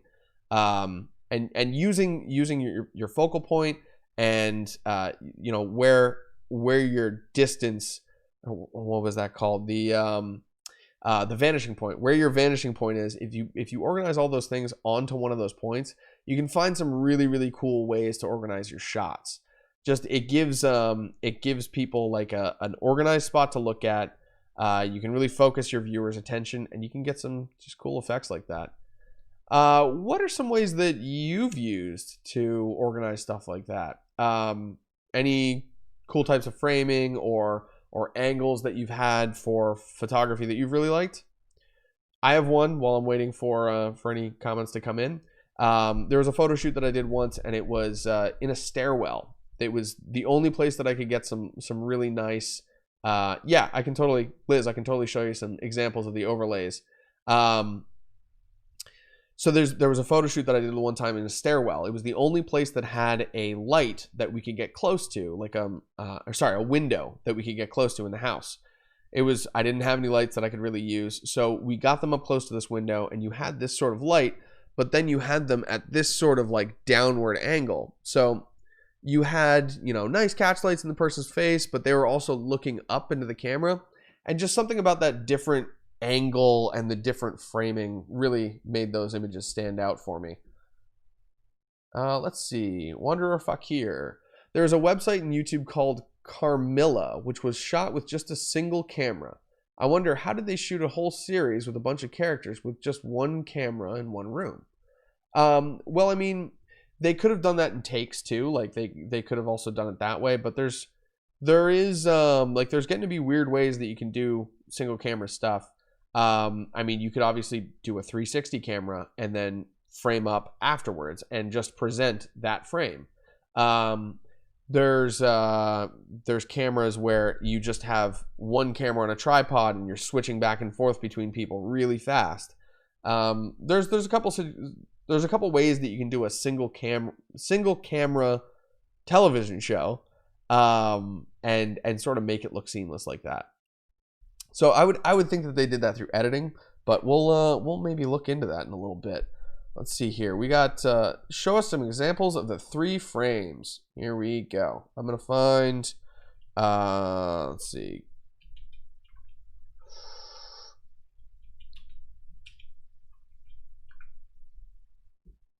Alrighty. Okay, so I'm gonna pop into our view here. We'll pull this up so you don't have to look at that weird universe that opens up when I show Streamlabs on the stream. So these are the frame lines that I'm talking about. This is the rule of thirds in a nutshell. So you cut your frame horizontally into third sections. So it's 1, 2, 3 across, and then vertically 1, 2, 3 up and down. When you organize something right on these focal points, you can really get some interesting results. Like I like putting people, like their eyes right about here. If their head is filling the frame, like say they're up like this, or doing some other things where, like, if I'm trying to show claustrophobia, you know, maybe I would have the person a little bit higher in the frame so they feel more of it and they feel like they're sort of compressed into that small frame, and like trying to fit into the shot. Or if I'm trying to show, like we discussed, you know, internal struggle and a lot of headroom and all this stuff, someone being in their head about something, I'd put them down in this frame and they'd look off this direction. So there's really interesting things that you can do with a very simple outline like this. And it's always worth experimenting with it. You know, there's no really set way of using this and saying like, okay, you have to do it this way every time. That's not ever the case in photography. And oftentimes we as photographers are trying to stand out. So if we can do something like this, use a template that a lot of other people are using and switch it around to our standards, that's great. That's perfect. Let's see if we can find the photography. What is the golden ratio? Okay, so here's what I'm talking about in the golden ratio. We'll pull up some of these images here.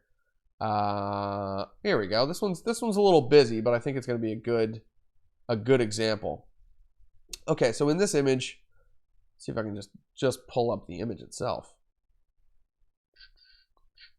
Nope, that's link.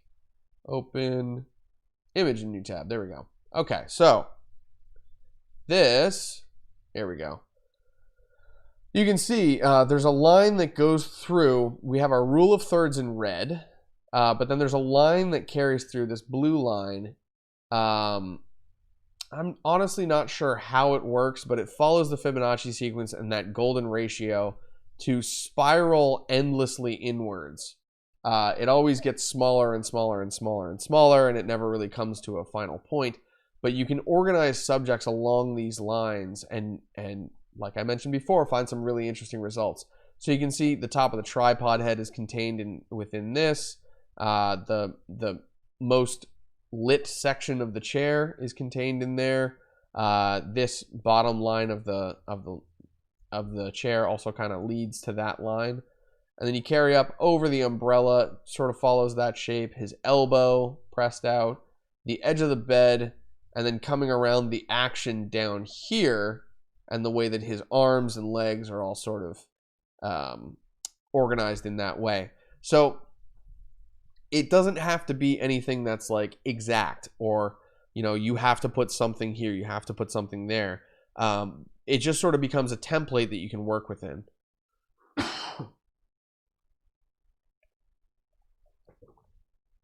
Wow, that's cold water. Woo!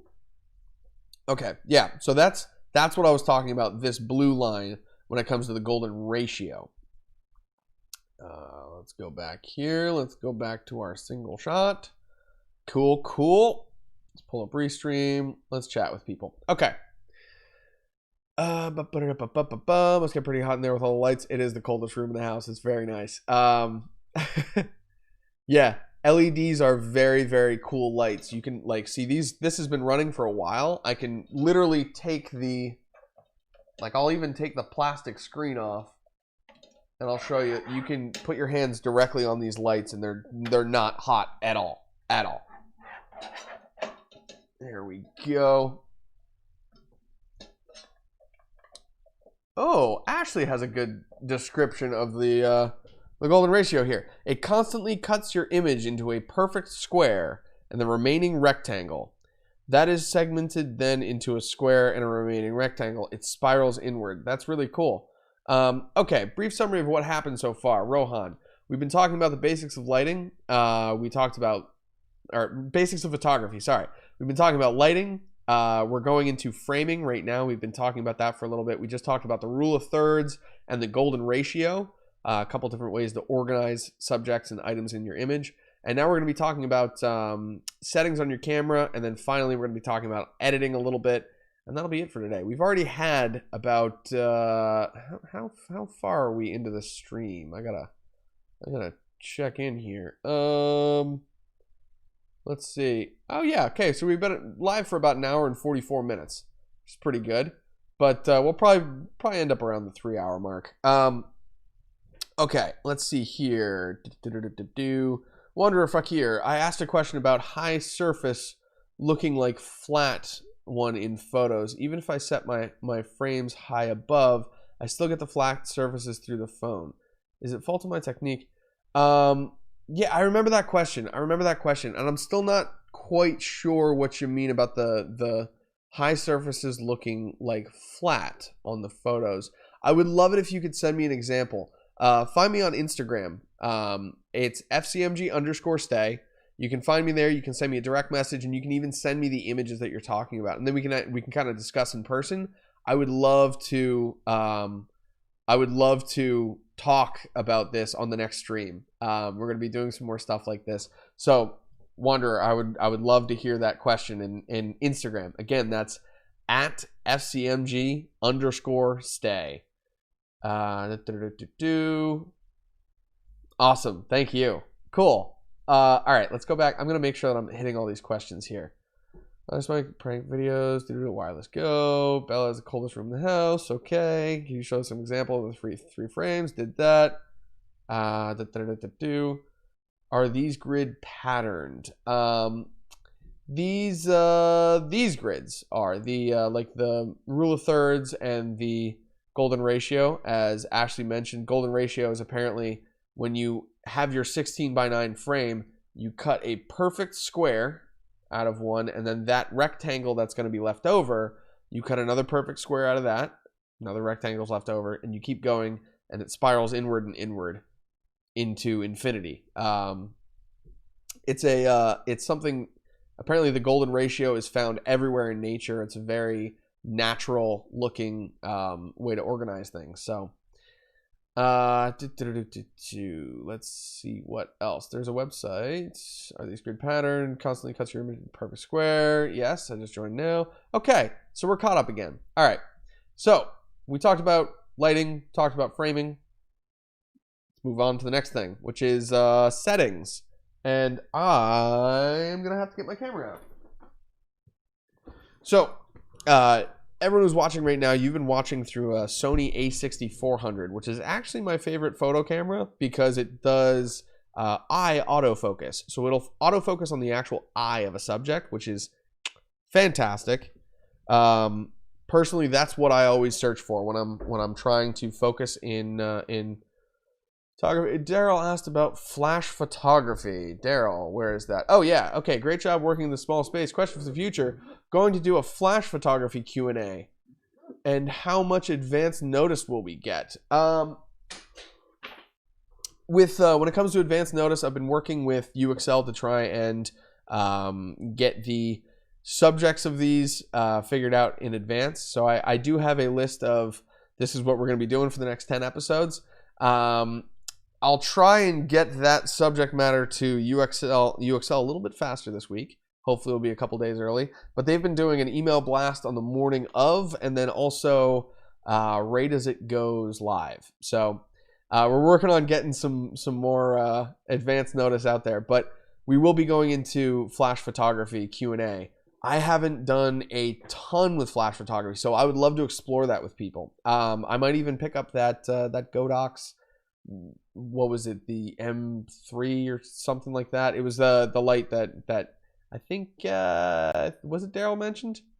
Yeah. Okay. So we're gonna do some more of that, so you can work with your flashes for photography, but the concept and the placement of lighting is gonna be the same. MS300, thank you.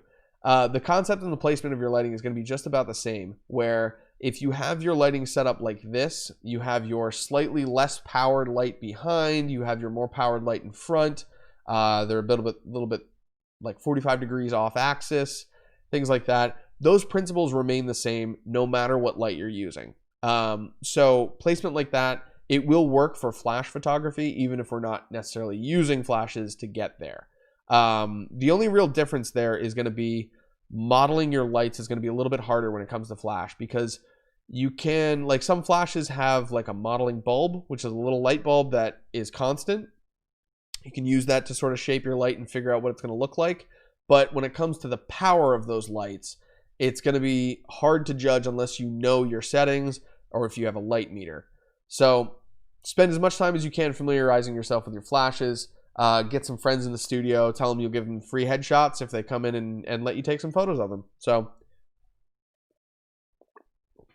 experimenting is key in that case. All right, so I'm gonna get this camera put together. I gotta put a battery in here, and then we'll talk settings here. Camera settings are important because I think one of the most important things that I did with the digital camera was just start walking around doing photo walks, I would call them, which is when I lived in Ottawa, Ontario. Canada is a very, very safe, very friendly country. It does have its, there are some places where you want to be careful and all that, but mostly it's just a very, very safe place to be. So I always felt comfortable walking around with a little digital camera. I would just sort of palm it in my hand, walk around and take shots of sometimes people. I would try not to get like photos of their faces and post it anywhere online, but I would mostly take photos of like little scenes that I would find. Like there are these great Bell telephone booths along Wellington Street in Ottawa, and sometimes you get these nice little scenes where it's like Ivy is overtaking the the photo booth, and you get these nice little shots. So if you find me on Facebook, actually, you'd be able to find a lot of those albums. Or if you look up my old company, Stay Heavy Studios, it was made for more sort of counterculture type stuff. It's doing a lot of photos of live musicians and metal bands and things like that. So you can find those photos on there. But we're gonna talk settings now. So these cameras are great. They have all kinds of ways that you can check your images beforehand. Like this one literally has a live view screen. I even keep that screen on all the time, but you can switch between the screen and this little viewfinder. As soon as you press your eye up to it, that screen goes dark and you see what's going on in there. When it comes to manual settings on a camera, if you're taking photos, there's 3 settings that you really, really need to pay attention to. That would be your shutter speed, your ISO, and your aperture. Each of those are a little bit different. So the aperture is going to be how wide open the element inside of the lens is. I could grab some manual lenses up there really quick. You know what? Yeah, I'm going to be back in 2 seconds. I'm just going to run and grab some manual lenses so I can show you this like firsthand, opening and closing an aperture, all that stuff. Be right back. I'm probably going to knock over some lights trying to do this. Ooh. Okay, here we go. Almost there. Just about got it. Oh, God, that's heavy. Okay.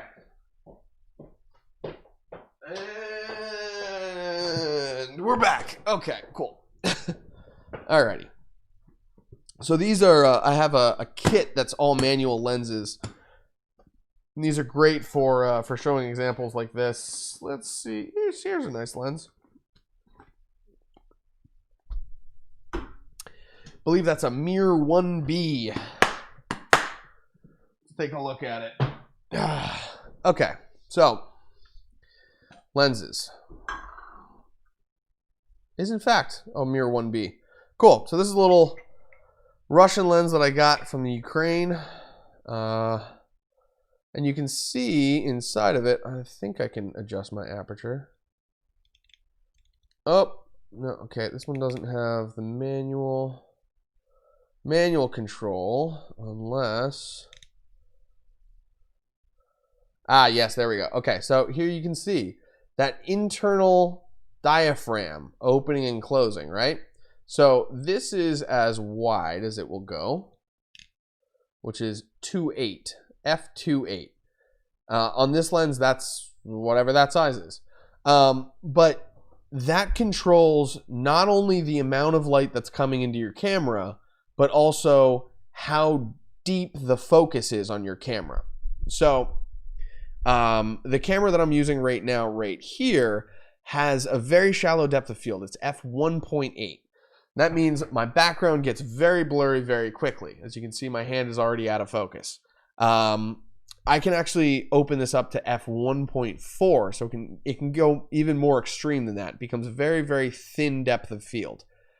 Depth of field is really the strip of space that is in focus in your camera. So for me, it's right about here to right about there. So there's about 8 inches of real focus there. And I do that because I want to blur out my background a little bit more. I want to kind of, not show you all the details that are back there, and I want you to focus on what we're talking about. Meanwhile, you might want to get everything in focus in your shot. So if you were to adjust your aperture to f8 or something higher in number like that, you're going to get more in focus in your shot, but it's going to let in relatively less light because you're taking that little internal diaphragm and you're going like this. You're closing it down, but you can also get sharper images that way. Like some lenses, they are really not sharp until you get to like f3.5 or even 5.6. Some lenses also have their highest point of clarity. So like their sharpest point is going to be if you open it up all the way wide and then stop down a little bit. So for this one, it's probably at f4. So here, I'll set this here. So wide open like this, there's going to be some, or here we go. Wide open like this, there's going to be weird things like maybe chromatic aberration. You'll see some colors fringing and whatnot. Or some things just won't be completely in focus. Not even like the things that are in the focal plane, like that strip of physical space that's supposed to be in focus. Meanwhile, if you stop that down a little bit, it can remove some of those effects, especially on zoom lenses, which have more elements inside of them. That can make a huge effect. Wonder Fakir actually asked a really good question here. I like this a lot. What is the meaning of 18 to 20 millimeter lens and 70 to 300 millimeter lens? What's the difference between them? Okay, so that millimeter range is it has to do with the length of the diaphragm from the sensor, all this stuff. Basically, the lower the number, the wider the image that you're going to get. So I have a lens, for example, that's like a 9 millimeter lens, and that thing gets like crazy wide view. It's super, super wide angle. Meanwhile, if I put on something that's 200, even 100 millimeters, it's going to be very, very focused in. So this camera currently has a 30 millimeter lens on it, which is pretty normal looking view. Like that's about what the human eye can see. The sort of angle that we can see at. See, like I lose clarity, or like I stop being able to see around here. So it's about 180 degree field of view. So you can get like a normal field of view from that, but as you go up, get into like 50 millimeter, that's going to be a little bit tighter. 100 millimeter is going to be a little bit tighter as well. But there's other things that go along with that, such as image compression. So I'm going to look more distorted on a wide angle lens. I'm going to look more like, here, I'll give you an example. If I lean in, my head gets big and my body gets small. Meanwhile, if you're taking someone's photo with a telephoto lens, it will make them look very flat. So it can be more pleasing to the eye if you take photos like portraits with a telephoto lens. People's faces will look more flat, more slim and whatnot. Meanwhile, with this, if I get up close, you know, things get a little distorted and sort of bubbly looking. So typically, the longer the lens, the tighter the shot, the more zoomed it will be.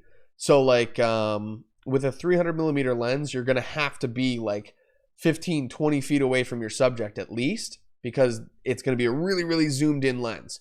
Whereas 18 millimeters, you know, you might have to be within 5 to 10 feet to really get like a good shot. And even then, you still might have, you know, half or their entire body in the photo. So the first of the three things that we were talking about was aperture. That's obviously this little guy in here. That's how wide the internal diaphragm of your lens is. Meanwhile, there's also shutter speed. Shutter speed, it determines two things as well. It determines the amount of light that comes into your camera. The longer the shutter speed, the more light is going to get into your image. Shorter your shutter speed, the less amount of light. But that means that it also affects how much motion blur you get in your image. So with this image, you're seeing a little bit of motion blur. I have this currently set to 1/60th of a second because I'm shooting at 30 frames a second. This whole film thing, we'll get into that at another time. But you get a normal amount of blur. So if you were to freeze frame one of these images, you could probably see my fingers are a little bit blurry and they move like a little bit of a distance. That shows that there's movement in your image. So like if you're trying to get someone swinging a baseball bat and you see the bat from here all the way through to here and there's just a big blur all between them, you would need a slower shutter speed in order to catch that. So something like 1/40th of a second or 1/50th of a second. Meanwhile, the higher the number below, the shorter your shutter speed will be. So if you crank up your shutter speed to like 1/200th of a second or 1/2000th of a second, you're going to get very, very sharp still images. There's not going to be any blur or motion blur or movement that you're going to see. So if you're in a situation where you have a ton of light and you can do that, and you can crank your shutter speed way up, then you can get things like, someone frozen in air and it looks like they're just floating there. You could get, the wings of a hummingbird perfectly sharp and in focus. Things like that would allow you to get more sharp still images versus shooting at a lower shutter speed. So the other thing, the third part to this puzzle, we talked about shutter speed, we talked about aperture. The third part to the puzzle is ISO, which is your internal sensitivity to light. I'm curious what ISO actually stands for. Definition. Okay.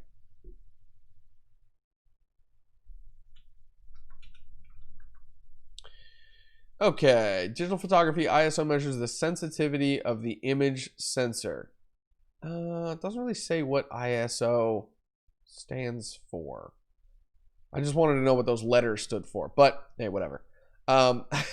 So your ISO is your base light sensitivity. Typically, when I take photos, I want to keep that as low as possible. Like right now, this camera the light sensitivity is up a little tiny bit. That was to help compensate for that little light that I had up there that wasn't quite, it's not really an acronym related to photography. Interesting. I'm really curious what the acronym means. If you know, I would love to hear it in the chats. It's a generic standard organization. Oh. Okay. So it's like standard deviations or something like that. Like it's more of like a statistic word versus like a photography word. Maybe? I don't know. Anyway, that's really cool. I would love to hear more of an explanation of that. Sankulamus. Okay, yeah, I'm off, but we'll figure out a definition at some point. If you pop it in the chat, I'll read it through. Okay, so ISO is going to be your base sensitivity to light in your camera. So you'll see in this one, right now I've got it set real low. My ISO is set to 200. I can go down lower, down to 100, and it's very, very low. But if we go up, suddenly it gets super, super bright, even to the point where that dark bag in the background gets blown out. These cameras can go up very, very high. Like the Sony cameras, the top ISO in photography mode for this one is 51,200. Now, there are problems with ISO. So the higher your ISO, typically, the more noise you'll have in your image. Some cameras are weird. Some film cameras actually have dual native ISO, they call it, where they have like a base ISO where there's no noise, and then you go up and it gets slightly more noisy, and then you get to another point where there's no noise again. Noise is going to be the little grain that you see in your image, and when you turn up your ISO really high, especially if you're trying to compensate for like if I had a really small aperture setting, so like f8 or f10, and then my shutter speed was up to f100. I'll give you an example directly. Oh, that's cool. Sankulamus, photography, security, legal. So that applies to different realms. That's cool. So I'm gonna go f4 on this camera. Obviously, it just got way darker. And then I'm going to raise the shutter speed to 1/200. And now I'm going to have to raise my ISO to compensate up to 2000. All right, so this gets me back about where I was before in terms of my exposure. Like, this is what it would look like. But you can also see my depth of field, my focus is much deeper. So I can still be in focus like all the way up here. But you'll also see my fingers don't blur at all when I move my hand. So at 1/200th of a second, you get very, very crisp action, and it sort of looks like an action movie, like if someone was, fighting or something like that. Looks great for video. For photos, you would get like frozen motion, so you wouldn't get any motion blur or anything like that. But it looks a little bit weird in video.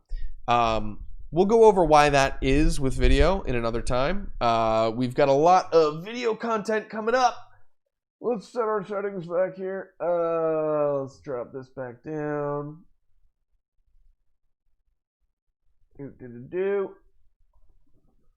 Nope, wrong direct. There we go. There we go. Oh, and also you'll see if we go too low with the shutter speed, then all of a sudden your video is looking very washy and very blurry, even though it might work. So if you take a photo, you can get, these long trails of movement, which look really weird.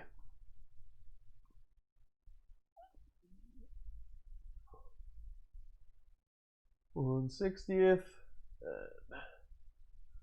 Just this. Down to 1.8. Okay, cool. So we're back. Back to our original settings. So that's our settings. When it comes to manual settings, those are sort of the basics. Every camera has some sort of ISO setting. It might be called gain on some cameras. It also has shutter speed and aperture.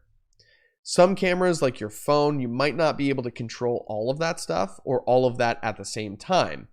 Your camera also has modes just like that, where it gives priority to one setting that you're adjusting manually. We'll talk about those more, but we're going to get to some questions, and then we're going to move on to the final topic for the day, which is editing. Wanderer says, is it wise to change ISO during outdoor night shoot or like outdoor shooting before dawn? Are we better changing shutter speed and aperture? Depending on your lighting situations, some things can be a little bit more forgiving. So in a situation like that, you might need to bump your ISO a little bit because you don't have a lot of available light. Also, if you're trying to get a whole lot of stuff in focus, like if you're trying to get a large group of people all in one photo together, you're going to have a slightly deeper depth of field, which means a higher aperture, something around f4. So you're not going to be able to get as much light that way either. When you're shooting landscapes, it might work really well to lower your shutter speed, but then you'd have to have your camera on a tripod or something very, very still. You might even need to get like a remote trigger for it, because if you press the camera button, just the act of pressing that shutter can be enough to destabilize your camera and get a little camera shake in there. Sony cameras have the Play Memories app, so you can control your camera via your cell phone. A lot of other cameras have those same sorts of features and sort of options that you can use to do that. I remember back in the day with the D3200, this was probably 6 years ago at this point, or 7 years ago. The D3200 had a little dongle that you could add onto it that you could actually control it wirelessly with your cell phone, which was super, super cool. Didn't work anywhere near as well as it should have for $200, but yeah, it did the trick. So if you can put your camera on a tripod and you're taking landscape photos, something that's not moving, even if it's like water, so I guess not necessarily something that's not moving, but like if you're not trying to get someone's face perfect and in focus, then lower your shutter speed. Put your camera on a tripod and you'll get these really, really beautiful, like if you're taking a photo of a river or a waterfall, it's going to look very soft and fuzzy. You're not going to get like the hard splashes and all that stuff. but it can be hard to shoot outdoors, especially in like daytime with a low shutter speed. We'll get onto some techniques about how to do that with ND filters and whatnot soon. But in the meantime, we're just going to talk about these base settings. ISO during a night shoot or like outdoor shooting before dawn. ISO could be really helpful there. If you're trying to keep your subject in focus, sharp, and have them be like the only thing, you could lower your aperture as much as possible. Get down to like with these lenses. This is the Sigma DC series. So you're looking at me through a 16 millimeter lens. This is a 30 millimeter lens. It's a little bit tighter, a little bit more zoomed in, a little bit more pleasant for photos and for people's portraits.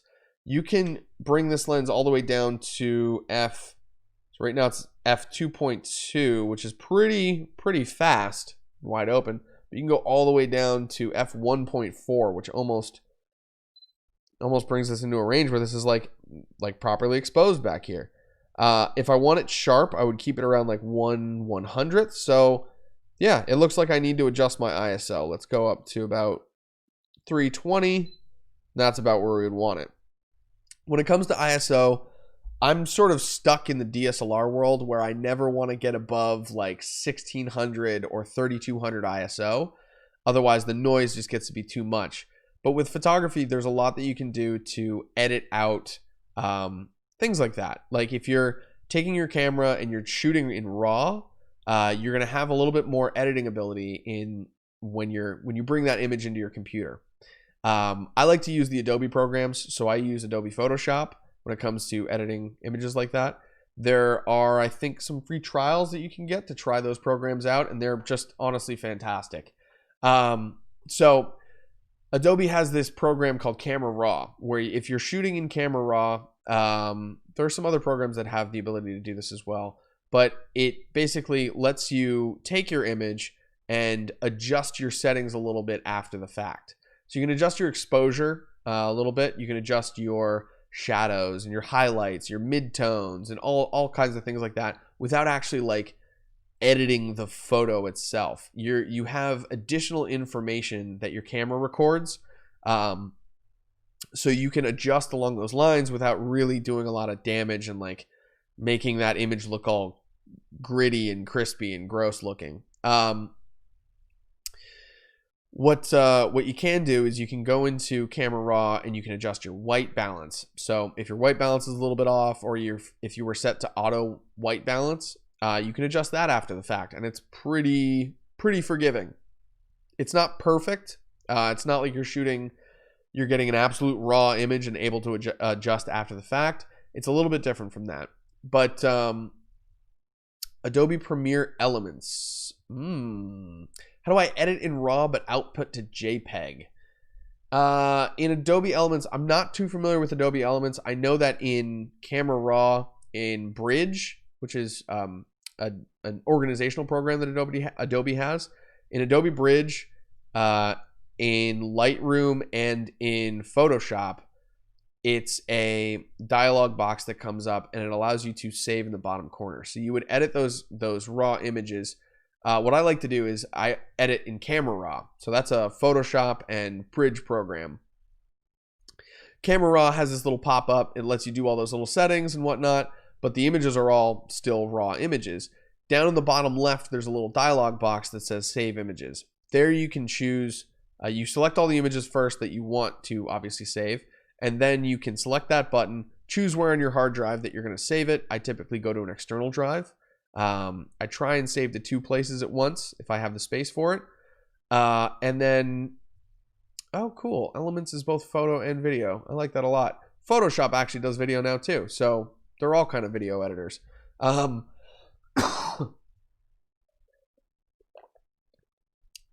Let's see. So down at the bottom left of Camera Raw, there's that little save button. You can save that as a JPEG. You can choose your formats in there. With Premiere Elements, I would assume. I'm not gonna assume. You know what? I'm gonna look this up really quick. Save JPEG. Elements raw editing. Yeah. Okay. Process camera raw images in Photoshop Elements. Okay, so this little Google result I found. Just because a program can do something doesn't necessarily mean it's the best tool for the job. That's why Adobe has an entire suite of programs. Exactly. Yeah, actually, that's a really good point. So while you can edit video in Photoshop, it's really not the best photo editor or video editor. Photoshop is best for like photo manipulation. You're taking one photo and you're putting like a bunch of different little photos into it and you're making it look realistic. Or you're doing like digital painting or something like that. That might even be better in Illustrator, depending on the style that you're working in. So Photoshop is really for like photo manipulation. Lightroom is more for just editing your photos and doing what you would do really in a darkroom situation. Adobe Elements, it looks like it combines elements of both photo and video, which is really cool, having a single solution like that. It does say that you can edit camera raw. So so saving changes to your camera raw image. In the camera raw dialog box, apply adjustments to one or more camera raw images. Once you do your adjustments, you can click the save image button down in that bottom left area. I think we're going to be working in basically the same program here. That camera raw is like, it works really well. I love it a lot. Photoshop's video editor has been helpful for creating GIFs in my experience. Yeah, that's a good point. Anything beyond that, it slows down your computer a lot. Yeah, to try and do some basic video edits. That's a good point. I actually haven't done GIFs in Premiere Pro at all. I've done them in Photoshop as well. So I think that's a great point. Yeah, so Photoshop Elements has the same sort of UI as Camera Raw does. So if you go through, you save those images out, they're going to be saved as a JPEG in the end. Just got to make sure that all your settings are set to that as well. We're going to go through and do some like editing intensives in the coming weeks. We have a bunch more material coming up. This is episode 2 out of 10 episodes that are all going to be about photography. So expect more material like this. Feel free to ask questions and jump into the chats and ask me questions for next time. Find me on Instagram and feel free to send me a DM, FCMG_stay on Instagram.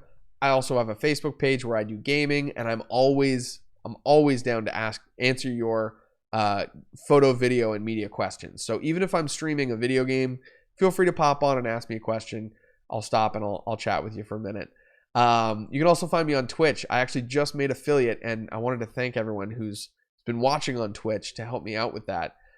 Twitch.tv/FCMG_stay.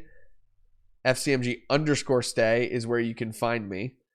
Got to be able to say these things. Otherwise, these episodes stream directly to YouTube and Facebook for UXL. We do the first hour on Instagram, and then we try and get people over to Facebook and all that stuff too. Six Finger Lou, Daryl Henry. I'll add you on there. Thanks. Send me a message and let's chat. So yeah, FCMG_stay on any of those platforms, and you'll find me. We'll be able to have chats about this stuff, and we'll get more into the nitty gritty about this stuff. Again, I'm not like the expert on this stuff. I have been doing media for a while, for about 7 years as a freelancer. But I like to make discussions happen. So it's always good having people chatting in, answering questions, asking questions, and sharing their experience and expertise. So definitely come chat with us next time. We've got a lot more to talk about. The last point that I did want to talk about today, sorry for just hitting the microphone there. The last point that I wanted to talk about was breaking the rules. So we just talked about the basics and all these rules for photography. And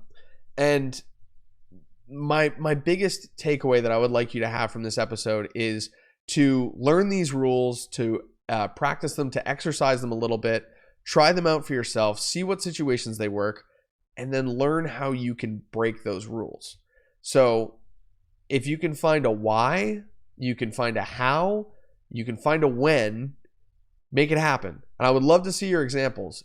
Send me messages on FCMG_stay on Facebook or Full Coverage Media Group on Facebook. You can also find me personally on Instagram. send me messages there with your cool photos and tell me how you broke those rules. I would love to hear about it. We might even discuss them on some further episodes. It'd be really cool to go through like, hey, these are all our submitted images. People were talking about this on the last stream, and this is the results that we got.